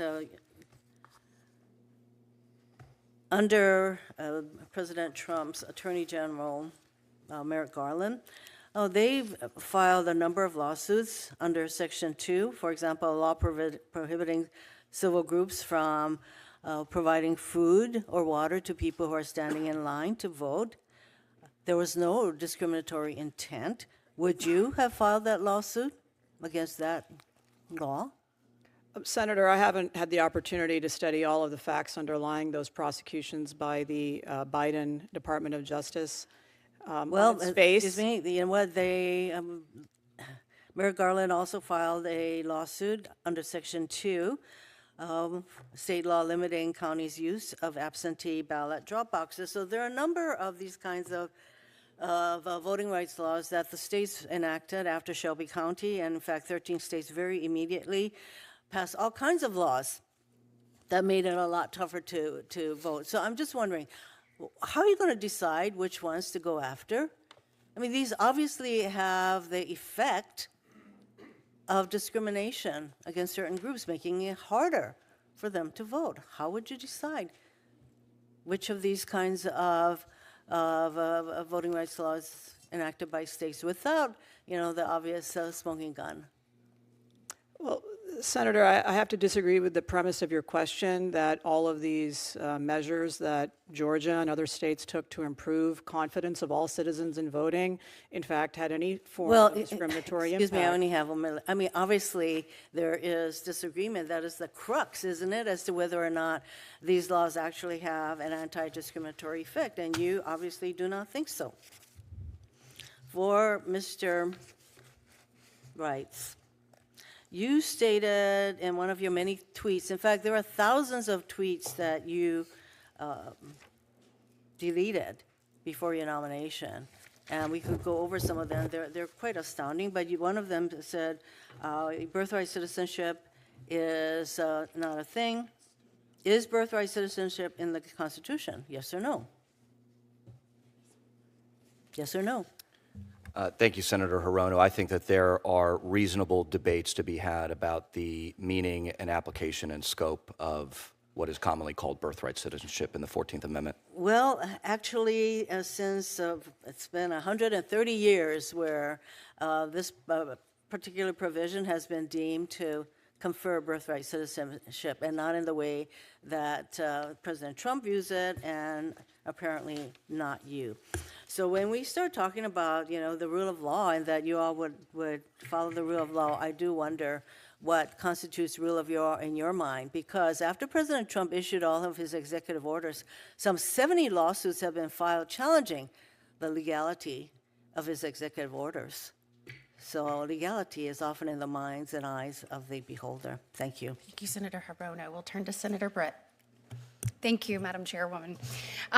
Just want to say congratulations to each and every one of you for being nominated, and to your families. I know that this is a big moment and you're really proud of the work that they've done to get here, and what an honor it is. I think all of us up here know that when you serve, it's not just you, it's your entire family that does, and so we say thank you. I especially want to say something to Mr. Reitz. It has been an honor and privilege to get to work with you over the last 2 years. I am not only grateful for your service to this nation and the U.S. Marine Corps, but what I have seen you do for Senator Cruz firsthand. As a former chief myself, I know what it takes to make it all work and to make sure that your boss and your state and the nation are in the best place possible. You have done that in a manner that is second to none, and I am excited to see each and every one of you serve our nation at a higher level, so thank you. I'm going to start with Mrs. Dhillon. So to follow up on Senator Blackburn's comments, Alabama feels strongly about making sure that every single person has access to vote, that we make that easier, whether that's providing free voter ID, whether that's coming to your house to allow you to register. We want to make sure that every citizen does that. We also want to make sure that that vote is protected. Part of the work of the Civil Rights Division relates to protecting that right to vote. In my view, it's an important part of protecting the right of American citizens to vote, and it's to ensure that the votes aren't diluted by those who have actually no right to vote. I know you've done some work on this issue during your time in private practice, and it's an issue that I've also worked to address here in Congress. During this Congress, I'll be reintroducing once again the Citizens Ballot Protection Act, which amends federal law to explicitly allow states to put in place proof of citizenship, to require that for federal mail-in voter registration forms and any state mail voter registration forms that they might develop. I think many people across the nation would be shocked to know that states are currently hamstrung when it comes to requiring proof of citizenship as part of certain voter registration processes. It's common sense to ensure that only American citizens are registering to vote in our elections. Based on your experience, can you explain why it's important and necessary to take steps to ensure that non-citizens are not voting in our election, and the role that you think DOJ, and in particular the Civil Rights Division, can or should play in ensuring the votes of American citizens are not diluted? Thank you for your question, Senator Britt. And I actually want to particularly thank you for introducing the legislation you just described, because while the NVRA doesn't itself, of course, bar states from requiring proof of citizenship, courts have done that and laid that prohibition that, in fact, was a subject of some conversations I had with some of your fellow senators while we met. I do think that it would be a tremendous boost to voter confidence in the integrity of elections in the states if there was assurance that only citizens are voting. Similarly, that they're only voting once. I think that's also very important. And the current self-certification system has not only allowed people to maliciously vote when they weren't entitled to, it's actually led many legal immigrants to unknowingly cast a vote, and thereby putting their own ability to become United States citizens in peril. And we've seen this happen in Pennsylvania and other states. So I do think that it would be a tremendous boost to voter integrity and confidence. And that in turn would cause more Americans to come out to vote, which I think all of us want on both sides of the aisle. Absolutely, I couldn't agree more. Mrs. Dhillon, another question. As you're aware, President Trump signed an executive order in January related to the measures to combat anti-Semitism. Senator Hawley touched on this earlier, but pursuant to that order, Attorney General Bondi earlier this month announced that the formation of a multi-agency task force to do this, to make sure that we're doing this. The task force will be coordinated through the Civil Rights Division. I have long been concerned about this issue and didn't think the Biden administration acted aggressively enough to address it, particularly on college campuses. So once confirmed as the head of the Civil Rights Division, can you ensure me that you will take aggressive action via this task force to ensure that Jewish students are protected from abuse and harassment, and that those who engage in such behavior will be subject to the full force of the law? Well, Senator, this is a very high priority for me, and I have several Orthodox Jews who've worked at my law firm and have personally given me stories about their family circumstances and instances of discrimination on campuses and in other settings. Coming from a religious minority myself, I think it is very important and crucial that the Civil Rights Division step up to defend students on campus, because it is a blow not just to those individual students but to the entire community when they see campus administrators refuse to protect them. Thank you so much. Thank you, Senator Britt. You're so timely. Senator Booker. Thank you, Madam Chairwoman. Mr. Reitz, I want to pick up with a discussion that I found a little troubling. I'd love to go into it a little bit more with you. It just sounds like that you have been suggesting that government officials can ignore a court order if they disagree with it. You're pointing to some of the worst cases in our nation, like Korematsu. This would really create a constitutional crisis in this American context in which we're living right now if our courts impose injunctions that restrict or compel government action and then government officials go against that. To me, that's the very nature of what a constitutional crisis is. My staff pulled a tweet of yours that you compared the Dred Scott decision to the court's decision in same-sex marriages. And so I want to know, do you think public officials have it within their right, if they find it morally wrong, the Obergefell decision, to violate that court order or that court's conclusions? Thank you, Senator Booker. So my position I've been consistent on, which is that parties to the litigation are bound by the lawful holdings of their respective court. I understand that there is genuine jurisprudential disagreement about the scope of certain holdings, whether they can apply nationally or to just litigants or other litigants, but I think that it is a fair discussion for attorneys in good faith to discuss the scope of a holding of a case. I find academic discussions important in our national dialogue, but you're being nominated for a very important position, and my question to you, I guess, is very plain, is if you morally disagree with a court order, do you believe you can defy that court order, that the Trump administration, that the government, that you in your position can defy that court order? Senator Booker, I appreciate the clarification. However, just a general reference in this hearing to a litigant morally disagreeing to the decision of a court, in my opinion, is too hypothetical for me to be able to answer with precision. Do you understand that that is not a comfortable assurance for me when there is credible concerns about the Supreme Court making a decision as in Obergefell and having an administration that feels that it can defy that? You're not giving me great confidence by stating unequivocally that we are a nation that respects the separation of powers, the role of the courts. And far be it from me to lecture you, and I hope you don't take it that way, but the traditions of our country, if you disagree with a morally long law, the traditions we exalt, one of the two exceptions of statues underneath the dome of the Capitol is Martin Luther King, who was very clear about when you find a law morally wrong and you break that law, you accept the consequences of that, which is jail or removal from a position. I'm seeing right now good faith actors within government resigning from their position. That is a very different tradition, that vaunted tradition in our country, than a person in a position like you were nominated from, willfully disregarding a court order That is in its very nature a constitutional crisis, and your failure in this forum to resolutely state your commitment to abide by court orders, I hope you can understand why that would be troubling to many of the senators before you. You understand that that's troubling.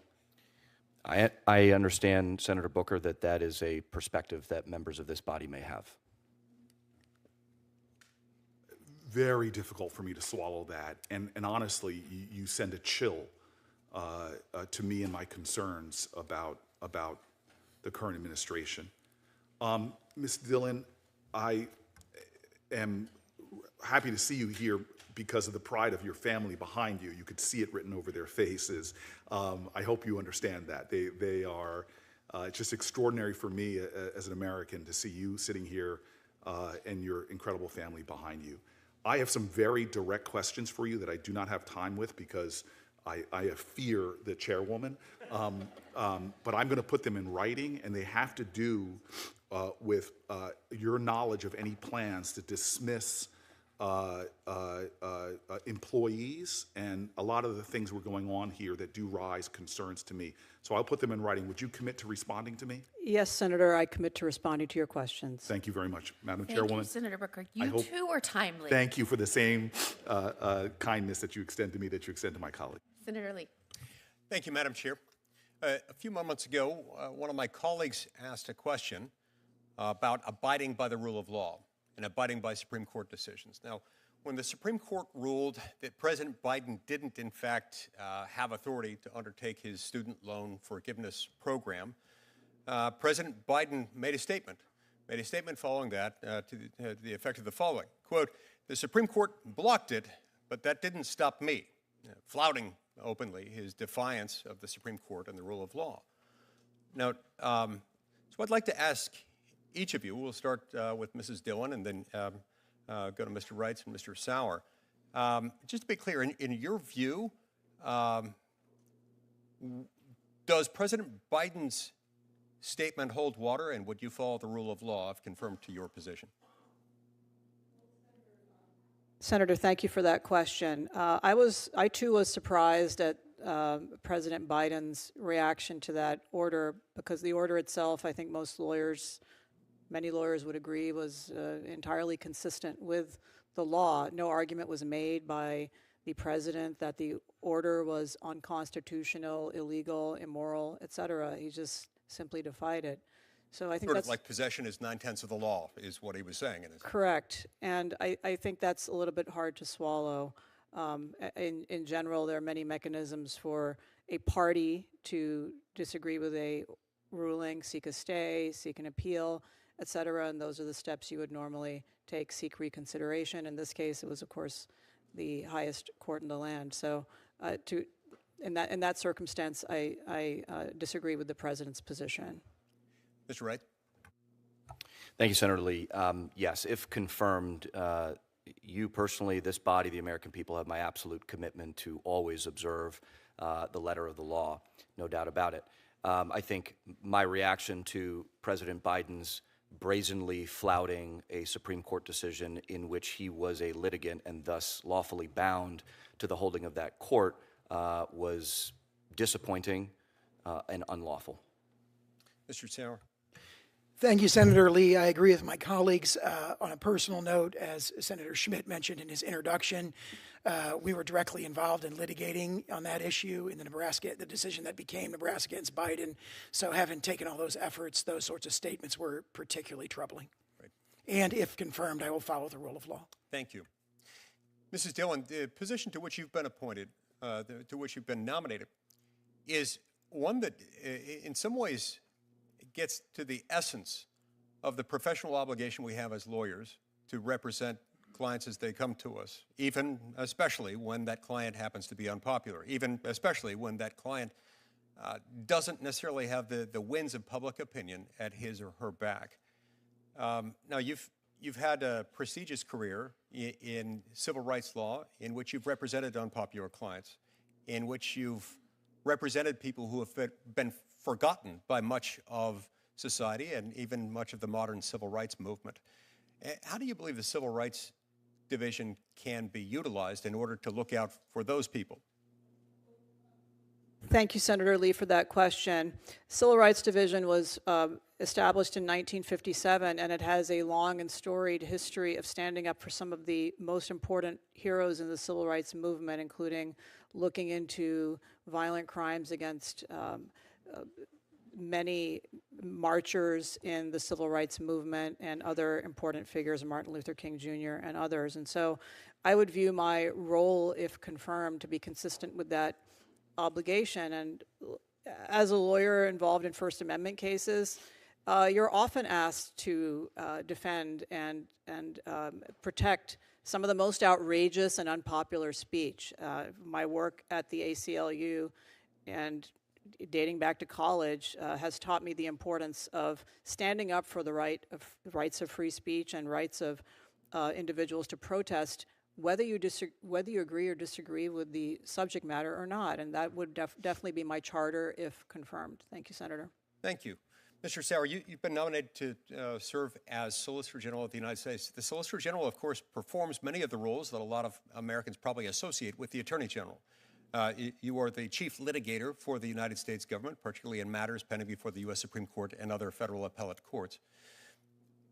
Consequently, in that position, if confirmed, you'll have a client. So I've got two closely related, very important questions connected to that. Number one, who is your client? Number two, will you wear the morning suit if confirmed as Solicitor General? You can answer briefly.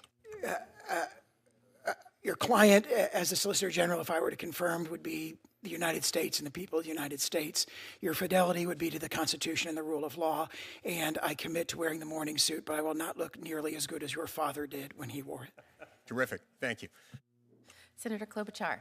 Thank you very much. I was over at an ag hearing, which was just a little more mellow, so I am happy to be here. Ms. Dhillon, I know we're going to talk on the phone at some point soon, and I appreciate it that you're willing to do that. I've led efforts to protect voters' access to the polls and the security of our elections, the Freedom to Vote Act, setting basic national standards to make sure all Americans can vote in a way that works best for them regardless of their zip code. John Lewis once said, "The right to vote is precious and almost sacred and one of the most important blessings of our democracy. Today, we must be vigilant in protecting that blessing." Do you agree? Senator, I agree with everything that you said with respect to the importance of the right to vote. I think it is a sacred right, and I promise to safeguard that right if confirmed to this position. Okay, thank you.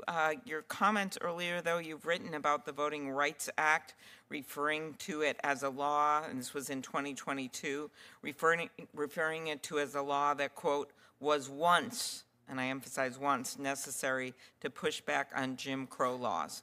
I have concerns about, of course, the Civil Rights Division under your leadership, whether or not it will enforce the Voting Rights Act. Isn't it true that 2 years ago, the Supreme Court reaffirmed Section 2 of the Voting Rights Act, which prohibits states and localities from enacting laws or taking actions that have the effect of denying or abridging the right to vote on the basis of race? That's correct, Senator, and I would add that I don't know the full context of the quote that you read, but of course we all know that the United States Supreme Court has actually struck down provisions of the Voting Rights Act as unconstitutional, specifically Section 4A, which effectively renders Section 5 of the Voting Rights Act a nullity unless Congress acts to fill in the gaps. I was referring to Section 2 of the Voting Rights Act in Allen v. Milligan.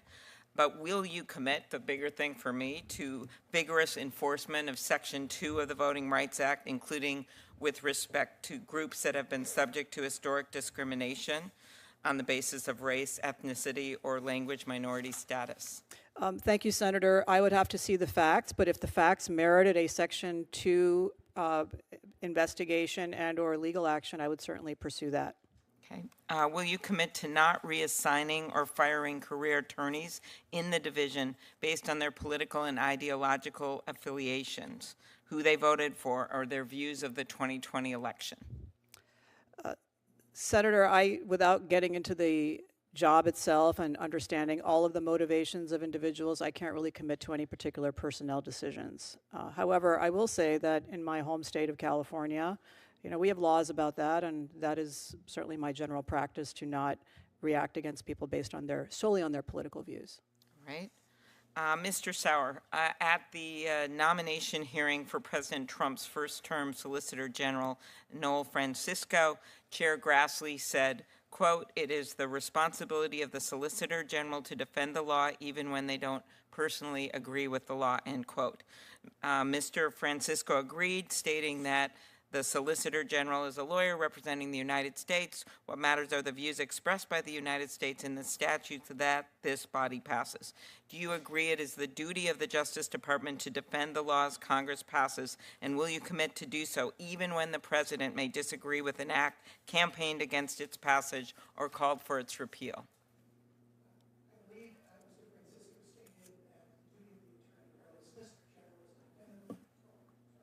I believe Mr. Francisco stated that the duty of the Solicitor General is to defend the validity of congressional enactments when there are reasonable arguments available to do so. I think he noted an exception in certain cases where there's a conflict between a claim of encroachment on the President's Article II authority, and I would commit to following those principles that he outlined in his testimony. All right. I also note that on her first day in office, the Attorney General issued a memo in which she said DOJ lawyers must be zealous advocates for their clients' interests. And then she said, and this was troubling to many of us, and to do otherwise deprives the President of the benefits of his lawyers. When you served as a prosecutor in the Eastern District of Missouri during the Obama administration, did you see yourself as President Obama's lawyers?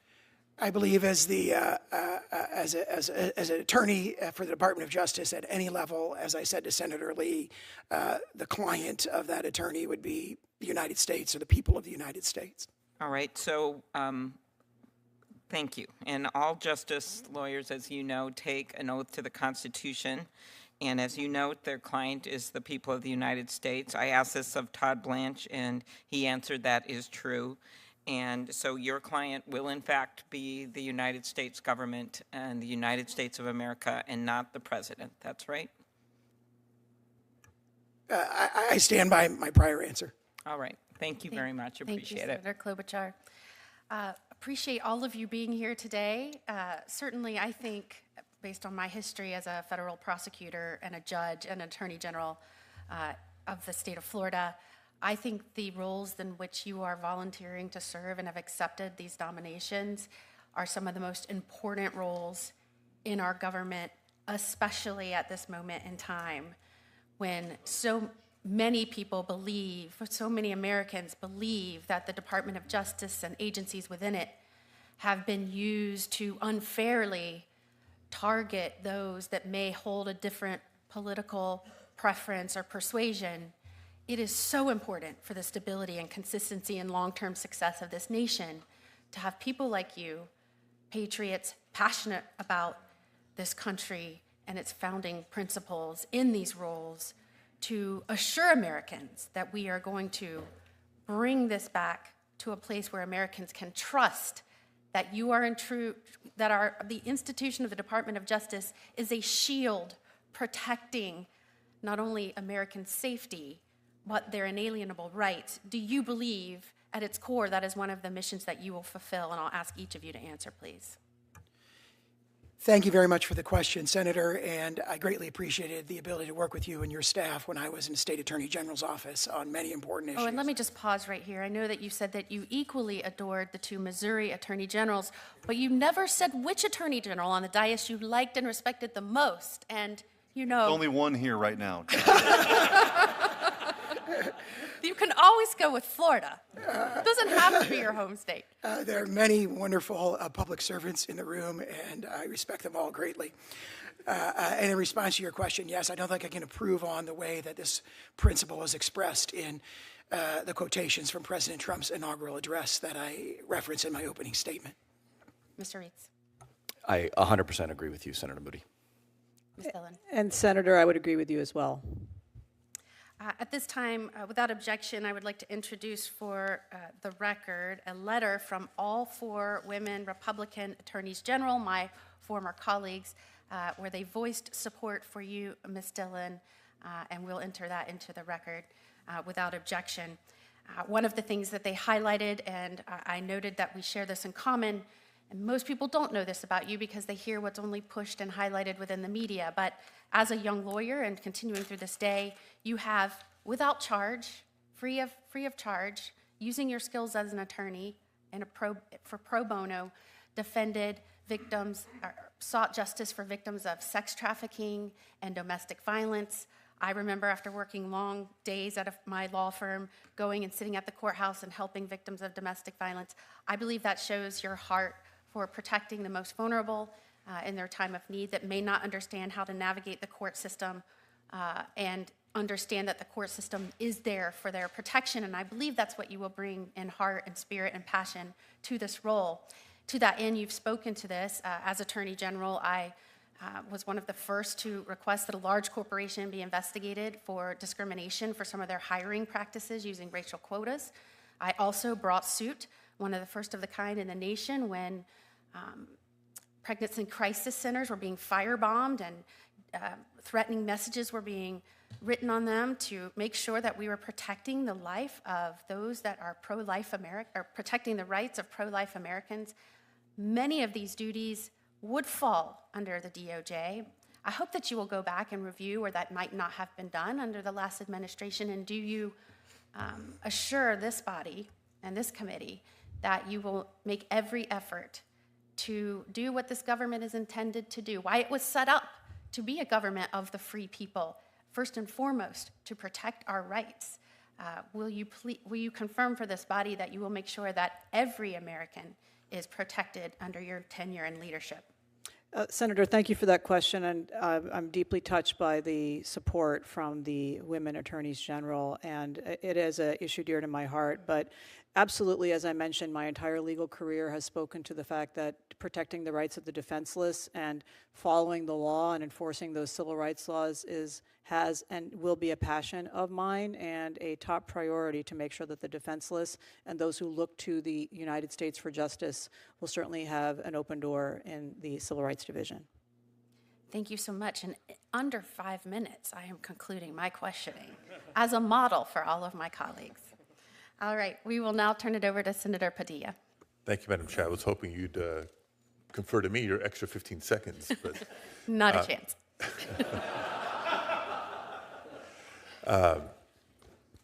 Colleagues, before jumping into my questions for the nominees before us, just have to express not just disappointment, but alarm. There's been a number of Department of Justice nominees that have come before us, most, if not all, echoing over and over again the respect for the Constitution, the commitment for the Constitution, a commitment to the rule of law. Yet when pressed about whether or not they would be loyal to the Constitution versus potential directives or decisions contrary to existing law in the Constitution, they don't give strong answers, at least none that give us the comfort level that the American people need and deserve. When it comes to something as simple as existing law says this, a court has ordered the administration to stop doing that, to obfuscate, to not, I can't remember a time in history when of all the nominees, high-ranking Department of Justice officials not adamantly defending the balance of power, co-equal branches of government, the checks and balances built into the Constitution is telling of the political times that we're living in and alarming. That being said, I know my time is limited, so let me jump into a couple of questions for the folks before us. First, from Mr. Sauer. Now, as Solicitor General, you're tasked with representing the United States before the Supreme Court, should you be confirmed. As an attorney, though, admitted to any state bar in the country, you're tasked with obeying and defending the Constitution of the United States. Now, the President's already defied the Constitution and Supreme Court precedent in issuing an executive order in regards to birthright citizenship. We talked about this in my office. I told you I was going to ask you in this hearing. Can you please articulate for the committee the current binding Supreme Court precedent with respect to birthright citizenship and the 14th Amendment? Thank you, Senator Padilla, for the question, and thank you for the opportunity to meet with you. I really appreciated the cordial conversation that we had on Monday evening in your office. I do recall that in that conversation you asked me to look at certain 19th century Supreme Court decisions, and I agreed to do that. I have done that since then. However, given that this is a matter that would be very likely to come within my purview, I don't think it'd be appropriate for me to comment Another on. dodge. Thank you. Ms. Dhillon. Now, your record demonstrates to me, and as a fellow Californian, I've seen your work closely, you've opposed key voting rights protections over the years, including the John Lewis Voting Rights Advancement Act. You fought against the use of Voting Rights Act to challenge discriminatory laws. You've also spread disinformation about the 2020 election, and you defended restrictive voting laws in multiple states. Now, in 2019, you sued the California Department of Motor Vehicles, alleging issues with the state's motor voter program. However, an audit found no widespread voter fraud. The lawsuit was unsuccessful, and that was just one of, I think, about 10 lawsuits that you brought against the state when I was Secretary of State, all unsuccessful, many dismissed. Will you commit, or how can you convince us that based on this track record, that you would equally enforce, fairly enforce voting rights through the Department of Justice? Thank you for your question, Senator. When we had the opportunity to meet in your office yesterday, I gave you one example of California's failure to abide by the NVRA and make its voter rolls clean, and that is 1 million voters, quote unquote, in Los Angeles County alone, which the County of Los Angeles agreed in a consent decree. So I'm going to cut you off because my time is limited. My recollection is the county agreed to adopt additional practices on maintaining voter rolls. All the lawsuits were unsuccessful. Well, that's not true, factually, Senator. Actually, I've won several lawsuits against California at the United States Supreme Court during the time that you were the Secretary of State. In the interest of my time left, a couple of questions for Mr. Reitz. Thank you for being here. Appreciate the time in my office. As part of our homework, I came across some disturbing social media posts of yours. I'd like to present them for the record and ask if they are indeed you, as they appear to be. In February of 2021, you wrote, Bostock is the worst SCOTUS decision since Obergefell. We all knew that'd be the case, but the left's almost total reliance on Bostock to support its insane cram down of the radical LGBTQ agenda is breathtaking. Is this you? Yes or no? Senator Padilla, it was indeed nice visiting with you the other day. April of 2021, friendly reminder that birthright citizenship is not a thing. Was this your post? Yes or no? That appears to be my X handle, yes, Senator. Thank you. November 2020. Once again, Chip is one of a tiny handful of Texas Republicans with a spine, unwilling to capitulate to an obviously fraudulent election. Wish there were others. Was this you or not? That appears to be my X handle, yes, Thank Senator. you. And lastly, for the record, I know my time is up. In September of 2020, I believe it was, bring back the good old days. For the record, this is a picture of the infamous Joe McCarthy. Was this your post, yes or no? That appears to be my X handle, Senator. Enough said. Thank you, Mr. Chair.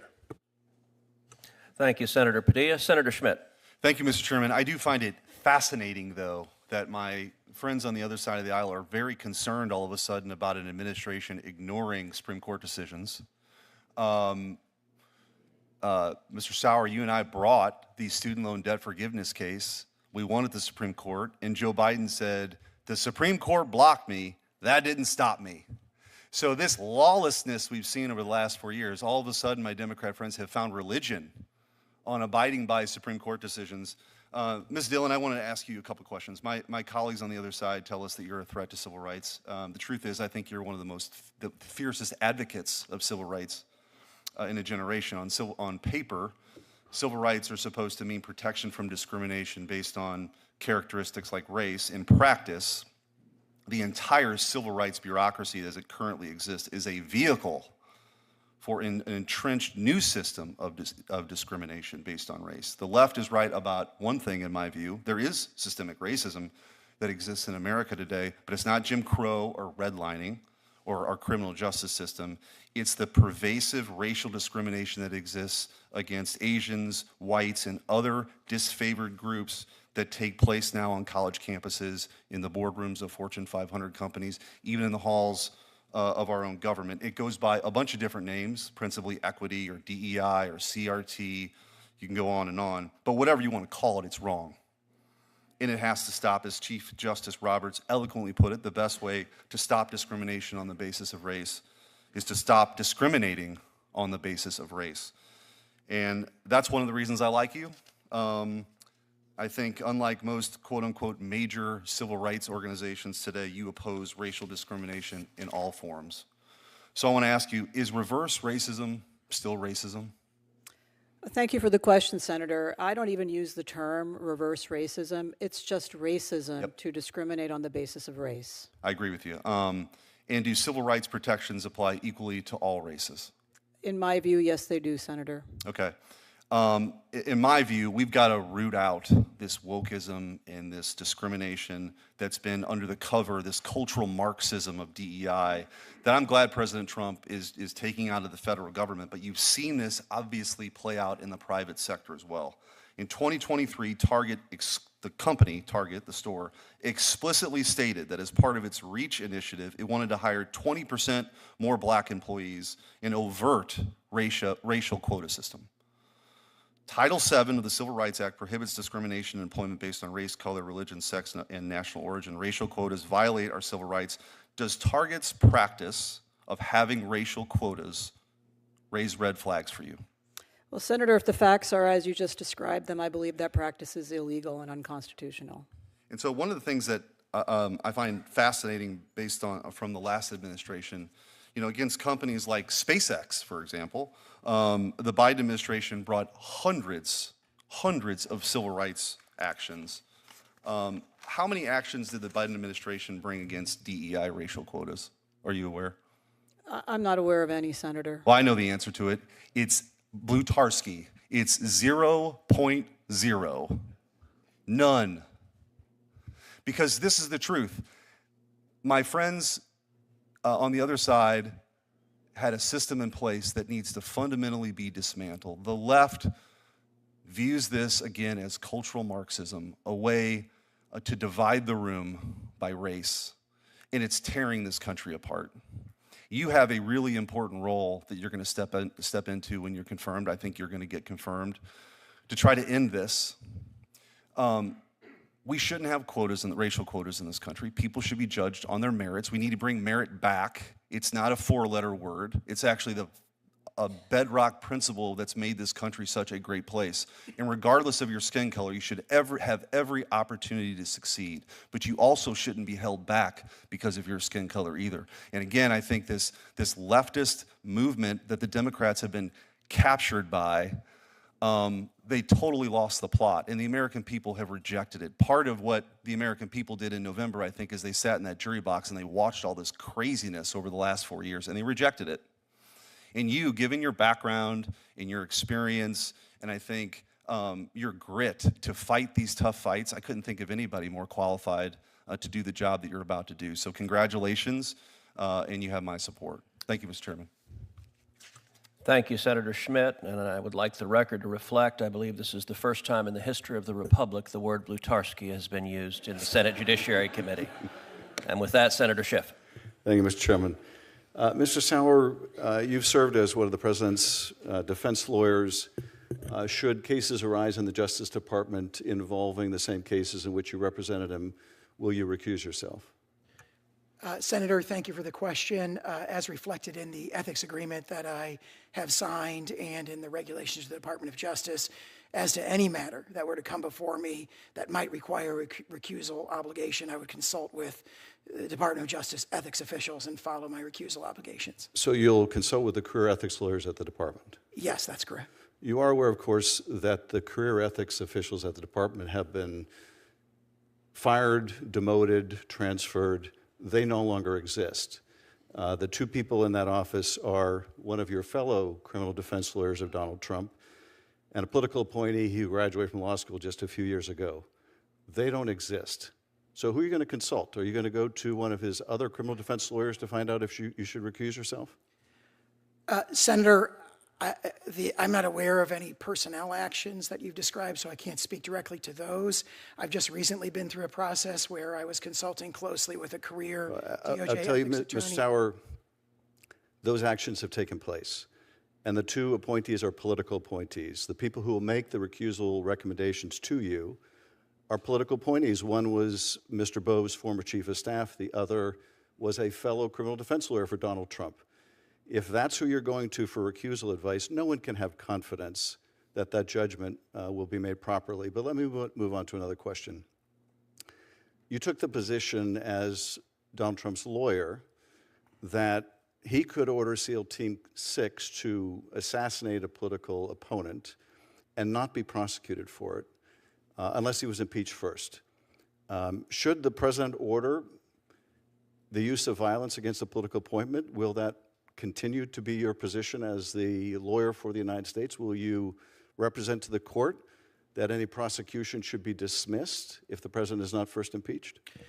Senator, I believe the exchange that you're referring to, which occurred during oral argument in the D.C. Circuit in that presidential immunity decision, I was asked a question about that, and what I responded was that the president may be prosecuted for an action like that, but under the plain language of the impeachment judgment clause, he must be first impeached and convicted by the Senate. And as the judge in that argument made clear, that means your position is he cannot be prosecuted unless he's impeached first. So he can order the use of his office to use violence against a political opponent, and you would defend his ability to do that in any criminal prosecution unless he's impeached. Is that your testimony? I believe this situation came up with respect to a real-world example. Well, I'm giving you... If I may? I'm giving you... Yes. President You'll answer Obama, my question. Yes, I believe I am answering the question. President Obama ordered the essential killing of U.S. citizens located abroad by drone strike. And my colleague on the other side of that case was My question is not about President Obama and using a drone strike against a terrorist. My question is Donald Trump using his office to assassinate a political opponent. If he's not impeached for it, would you defend against any prosecution as Solicitor General? The hypothetical you've offered respectfully is so outlandish, I don't know if I'm in a position to address it. Well, you addressed it for the court, but you won't address it for the country in this hearing? I think I've just said exactly the same response that I gave Okay, to the then court. exactly the same response is that you would evidently defend him against prosecution for that. Let me move on to the last question. The department moved to dismiss a corruption case against the mayor of New York. The acting Southern District of New York U.S. attorney refused to undertake an action that she believed was deeply unethical. So then it fell on her number two, Hagan Scotton, to do the dirty deed of dismissing this case. This is what he said. Any assistant U.S. attorney would know our laws and traditions do not allow using the prosecutorial power to influence other citizens, much less elected officials, in this way. If no lawyer with an earshot of the president is willing to give him that advice, then I expect you will eventually find someone who is enough of a fool or enough of a coward to file your motion, but it was never going to be me. My question to you, Mr. Sauer, is, would that be you? Would that be you if it fell to you to dismiss that case? Would you be the coward or fool willing to dismiss that case on behalf of the president? I certainly can't speak to any official action that I might or might not take in a hypothetical scenario. I will say that there was a distressing lack of letters like this during the weaponization of justice. Well, there is a disturbing presence of letters like this, and your answer tells me that it would be you. My colleagues have praised your legal skills. I have no doubt about your knowledge of the law. But to me, you can't be a good lawyer if you use the law to subvert the law, if you use our system to undermine our system, and I'm deeply afraid that's what you've done, and that's what you will do in this position. I yield back.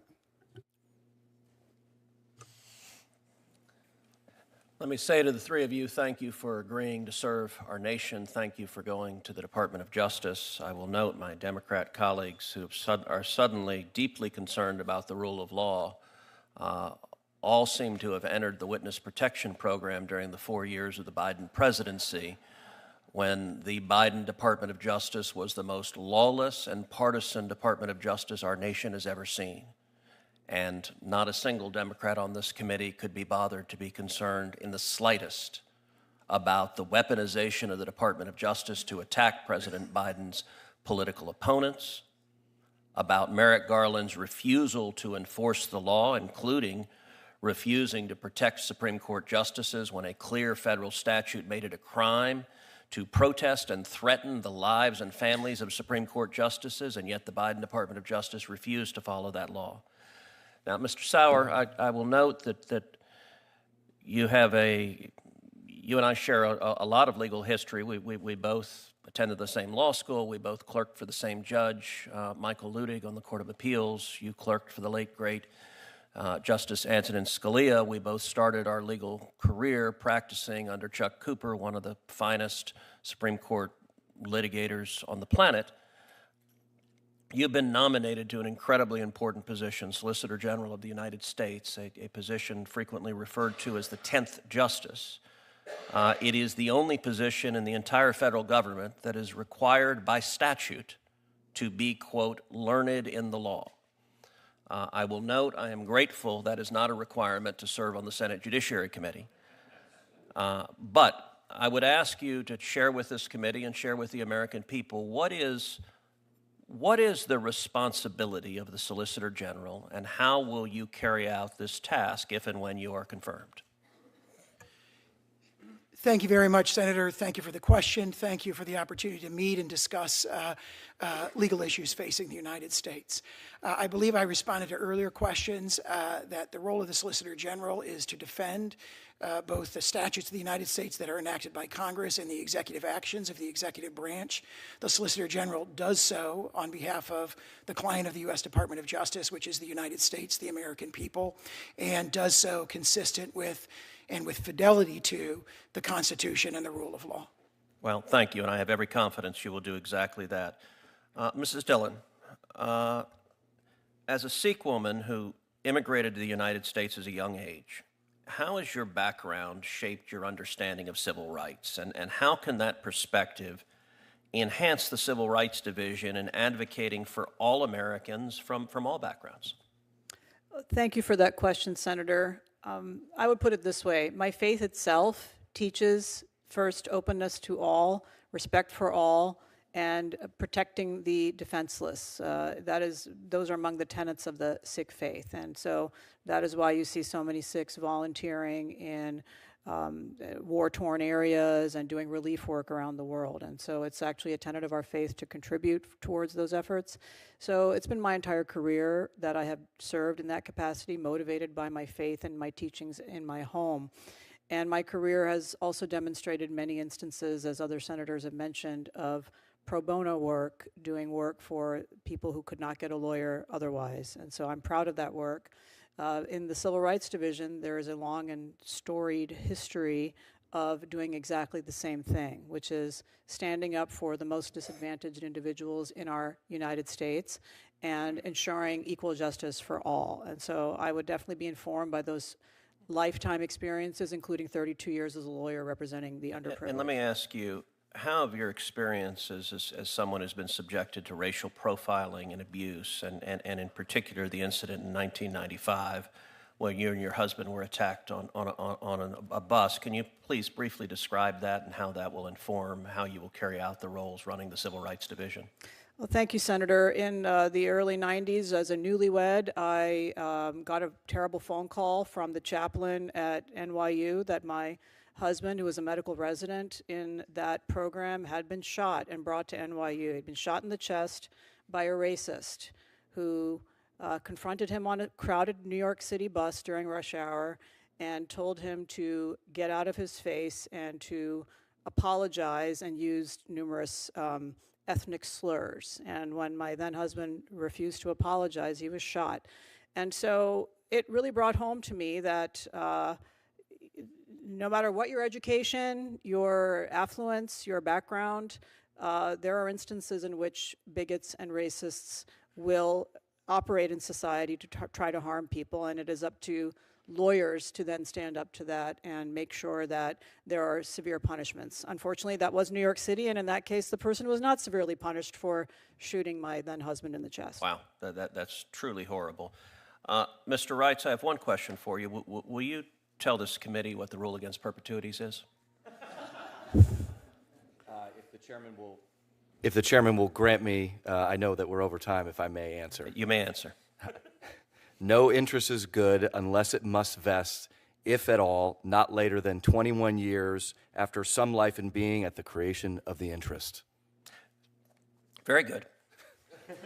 I want to enter into the record multiple letters in support of Mr. Reitz's nomination, a letter from the National Association of Police Organizations, a letter from former editorial board members of the Texas Review of Law and Politics, a letter from the MLK Association of Texas, a letter from the chairman of the Board of Regents at Texas Southern University, a letter from the Village in the Valley, and a letter from Pastor Willie Davis and Houston City Council members at Willie Davis. And without objection, these are all entered into the record.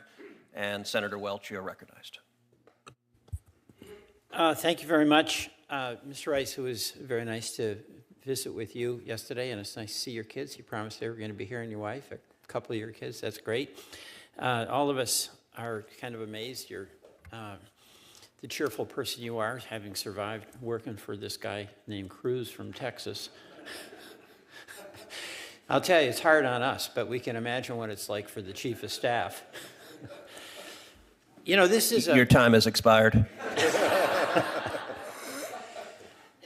You know, to all of you, let me express what is a concern I think many of us have. It's not a Democrat-Republican thing, but there's a profoundly new set of expectations and boundaries in what the executive power is now. We've had decisions by the Supreme Court that gives immunity to the president. I find that shocking. I think a president has to be subject to the law, not above the law. We also have a president who's been very explicit and determined in his insistence that it's, quote, my Justice Department. And has also made the statement that if he does it to save the country, it's lawful. That's unique, that we haven't had that point of view embedded, and to some extent, there's some validation with what the Supreme Court is doing and also what the president is asserting. That causes me great concern because I think it really threatens the separation of powers and the co-equal authority of Congress to be a check and balance. And all of you will have major positions that will require you basically to serve the interests of the president. And we all understand that, but where there's a real redefinition of that presidential authority. So I want to ask a little bit about that. I'll ask you, Mr. Rice, you know, I know your tweet was, you were asked about that, can the president basically violate the law? Just tell me where you come from in terms of what the limits are on presidential authority. Well, thank you, and it was really a pleasure visiting with you and your staff just yesterday. Senator, if I could just clarify, you referenced a tweet in which I said the president has unlimited power? I'll get to the tweet. I thought Senator Durbin had displayed it. I was told that. You got it?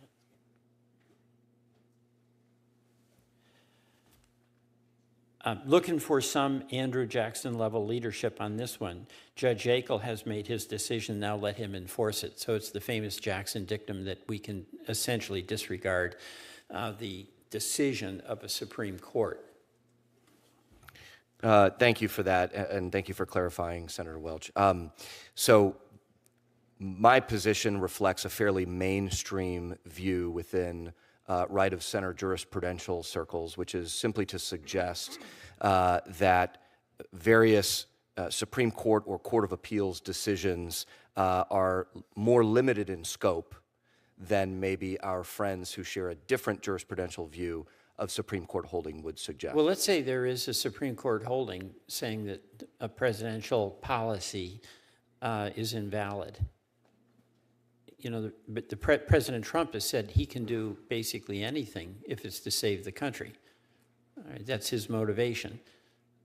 And that anything would include disregarding the order of the court if in the judgment of the president, his disregarding that order was to save the country. So, Senator, first, I think I'm not aware of any instance in which President Trump genuinely stated that he can do anything to save All right, the country. Mr. Sauer, well, I'm asking that maybe it's a hypothetical, but I actually don't think this is a hypothetical in that it hasn't happened yet, but it's a hypothetical based on very explicit decisions, one by the Supreme Court on immunity, another by President Trump's own statements. Mr. Sauer, do you believe the president has the authority in the name of saving the country to disregard a decision by the Supreme Court? To be clear, I think as I stated earlier, Senator, I have had the privilege of representing President Trump for much of the last 2 years. I'm not asking that. You know what I'm asking.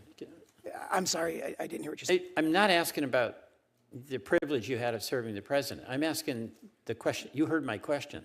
Can the president disregard the order because in his opinion, he's acting in a way that will, quote, save the country?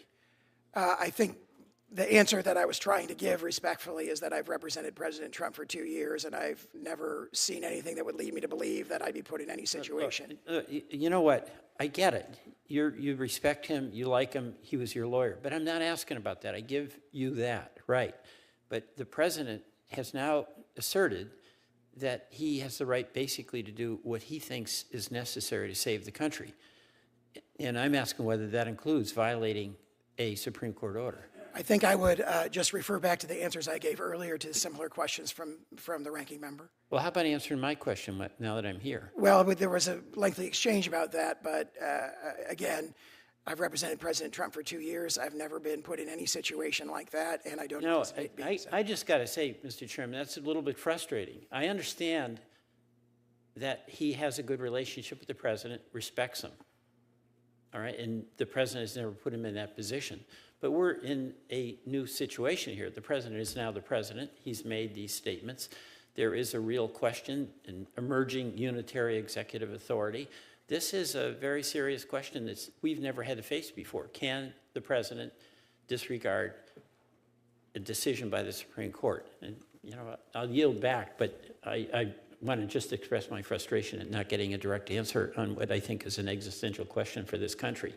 Well, I will note the witnesses did point out that President Trump has been president for 4 years and 1 month now, and he has never disregarded a court order. And we just finished 4 years of Joe Biden routinely disregarding the law, in no instance more flagrantly than concerning our southern border, where he defied federal immigration law and allowed 12 million illegal immigrants to come into this country. And so the hypotheticals that are being posed by our Democrat colleagues, sadly, we have lived in the last 4 years when you have a lawless president who does not follow the statutes passed by Congress and signed into the United States Code.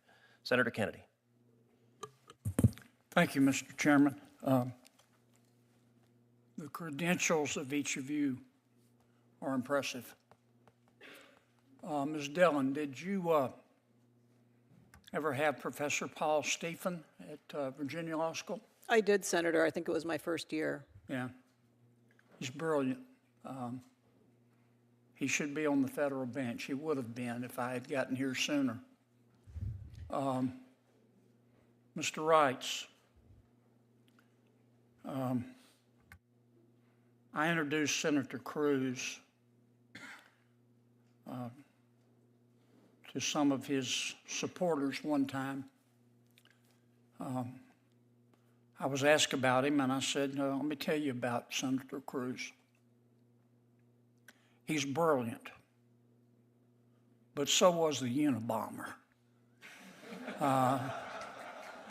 You've got to watch him like a hawk. Was that a fair description? You don't have to answer that. Is it true that after a Scot, Senator Cruz can burp the alphabet backwards? You don't have to answer that either. Let me say something serious for a second, and then I'll have one or two questions. You're all adults. You're all officers of the court. So I'm going to give you some advice. I may be wrong, but I doubt it. Don't ever take the position that you're not going to follow the order of a federal court. Ever. An esteemed member of this body on the steps of the Supreme Court threatened Justices Gorsuch and Justice Kavanaugh. I've seen that. I've seen this body, some in good faith, but some in bad faith, try to impose an unconstitutional, violative of the separation of powers doctrine, ethics code on the Supreme Court, just to try to undermine their legitimacy. Now, all our judiciary has, an equal branch of government, has its legitimacy. It doesn't have an army. Don't ever say you're not going to follow the order of a court. You may not agree with it, but that's my advice, and I think you ought to take it. Mr. Sauer, I'm glad to see that Holly took you to a Cracker Barrel for lunch. Yes, Senator, if you're familiar with the area, it's the one near Columbia, Missouri, about halfway through Missouri on I-70. I've always thought of Holly as more of a Whole Foods type guy. I can only say that his description of it was accurate. It was chicken fried steak that we were eating. I'm glad to see that his taste is getting better. Tell me, Mr. Sauer, give me an example of an instance where a legislative body could pass a statute discriminating on the basis of race, which of course is a suspect classification, that could pass the strict scrutiny test.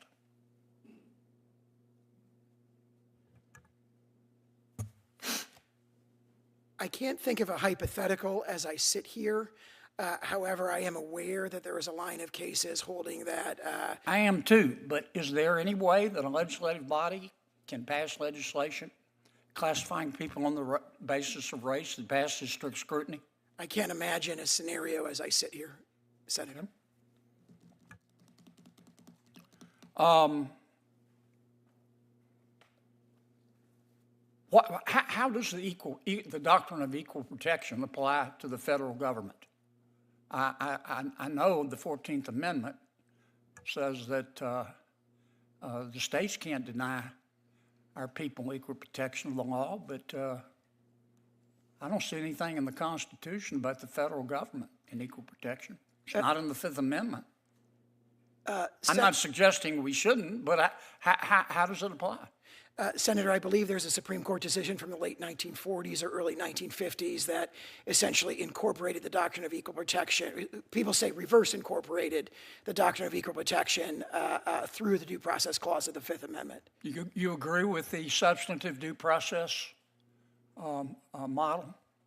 I have criticized that doctrine in many of the legal briefs that I've filed that I've disclosed to the committee. Well, without it, how would we have equal protection of the laws applied to the federal government? As I sit here today, I don't dispute the holding of what the Supreme Court held about 60, 70 years ago, and I accept that as binding law. You just think they got the methodology wrong? Well, you asked about the substantive due process doctrine. The doctrine of reverse incorporation is different than that. And as I sit here today, I'm not prepared to say whether they got it right or got it wrong. I'd have to read the opinion again. It is long settled in binding law, in my understanding, though. Thank you, Mr. Chairman. Thank you, Senator Kennedy. And in light of your initial line of questioning, I ask unanimous consent that at subsequent hearings, Senator Kennedy be bound and gagged. I'll withdraw that request and recognize Senator Whitehouse. Thank you, Chairman. I will take this opportunity to put up what I consider to be a red flag of a MAGA takeover of the Department of Justice. What we regularly see is extremely good bromides until we hit the area of Trump sensitivity. And I think we've seen it in this hearing too. And then it's like watching people fly into the Bermuda Triangle and all the navs and comms get weird. And I think that's a very strong signal of what folks' intentions are as we go into this. Project 2025 author Russ Vogt said that it was his purpose to impose trauma in the federal workforce. And I think we're seeing those efforts right now with respect to FBI agents who were assigned, for instance, to the January 6th cases. We see repeated signals that politics now matters. We saw Attorney General Bondi ask members of the Department of Justice to disavow their own political beliefs in favor of, and I'm quoting her here, the political views that prevailed in the election. I don't think we've ever heard an Attorney General say anything like that before. We see the DC U.S. Attorney in office, not formerly like you, Mr. Sauer, in office, describe himself now as Trump's lawyer out to protect his leadership, unquote, when challenged by the media. The department actually has some pretty noble traditions of standing against politics and for the law. Recent examples include when the department stood against the Bush administration's unlawful warrantless wiretapping scheme and threatened mass resignations if it wasn't corrected. And it was corrected. That was a good thing. The department itself rejected its own secret, shoddy Office of Legal Counsel opinions that had propped up the torture program. That was the department cleaning up its own mess, not just going along with the signal from the White House. Most recently, you saw the department stand against efforts to involve the Department of Justice in the Georgia election subversion scheme. To me, those were noble days for the department. I don't see any chance of that happening. What I see in front of me now is an Environment and Natural Resources Division that has already been decapitated. No coincidence that the biggest polluters are the biggest donors to Trump's campaign. I see the entire kleptocracy, anti-kleptocracy initiative of the Department of Justice eliminated, canceled, just as we watch a president cozy up to Vladimir Putin. Whatever Trump Russia was, it still is. And to take down the department's effort that goes after Russian oligarchs who prop up Putin sends a terrible and, to me, unjustifiable signal. We have seen a fake grand jury investigation mounted in order to create, or at least attempted to be mounted, in order to create a pretext to allow a fund that the president objects to but is way too late to veto to be seized and held back from the obligations on it that Congress has provided. And recently we saw a flagrant pretense that the withdrawal of the prosecution of New York's mayor was not part of an agreement, the Latin term for agreement being quid pro quo.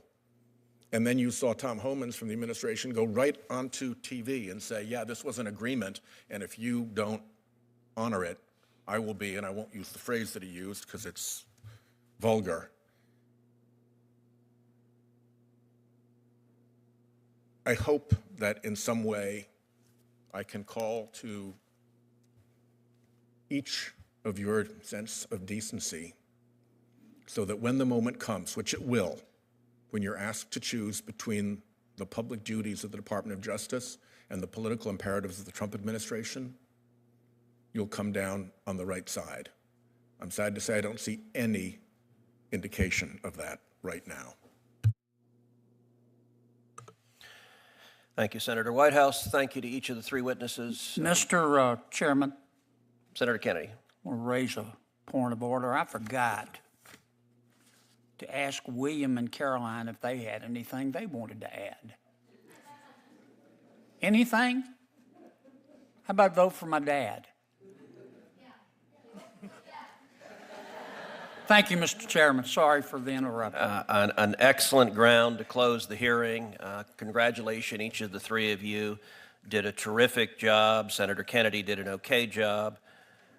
For everyone's information, written questions for the record can be submitted until tomorrow at 5 p.m., and the committee will ask each of the nominees to answer and return the questions to the committee as soon as possible so that we can quickly schedule committee votes. And with that, the hearing is adjourned.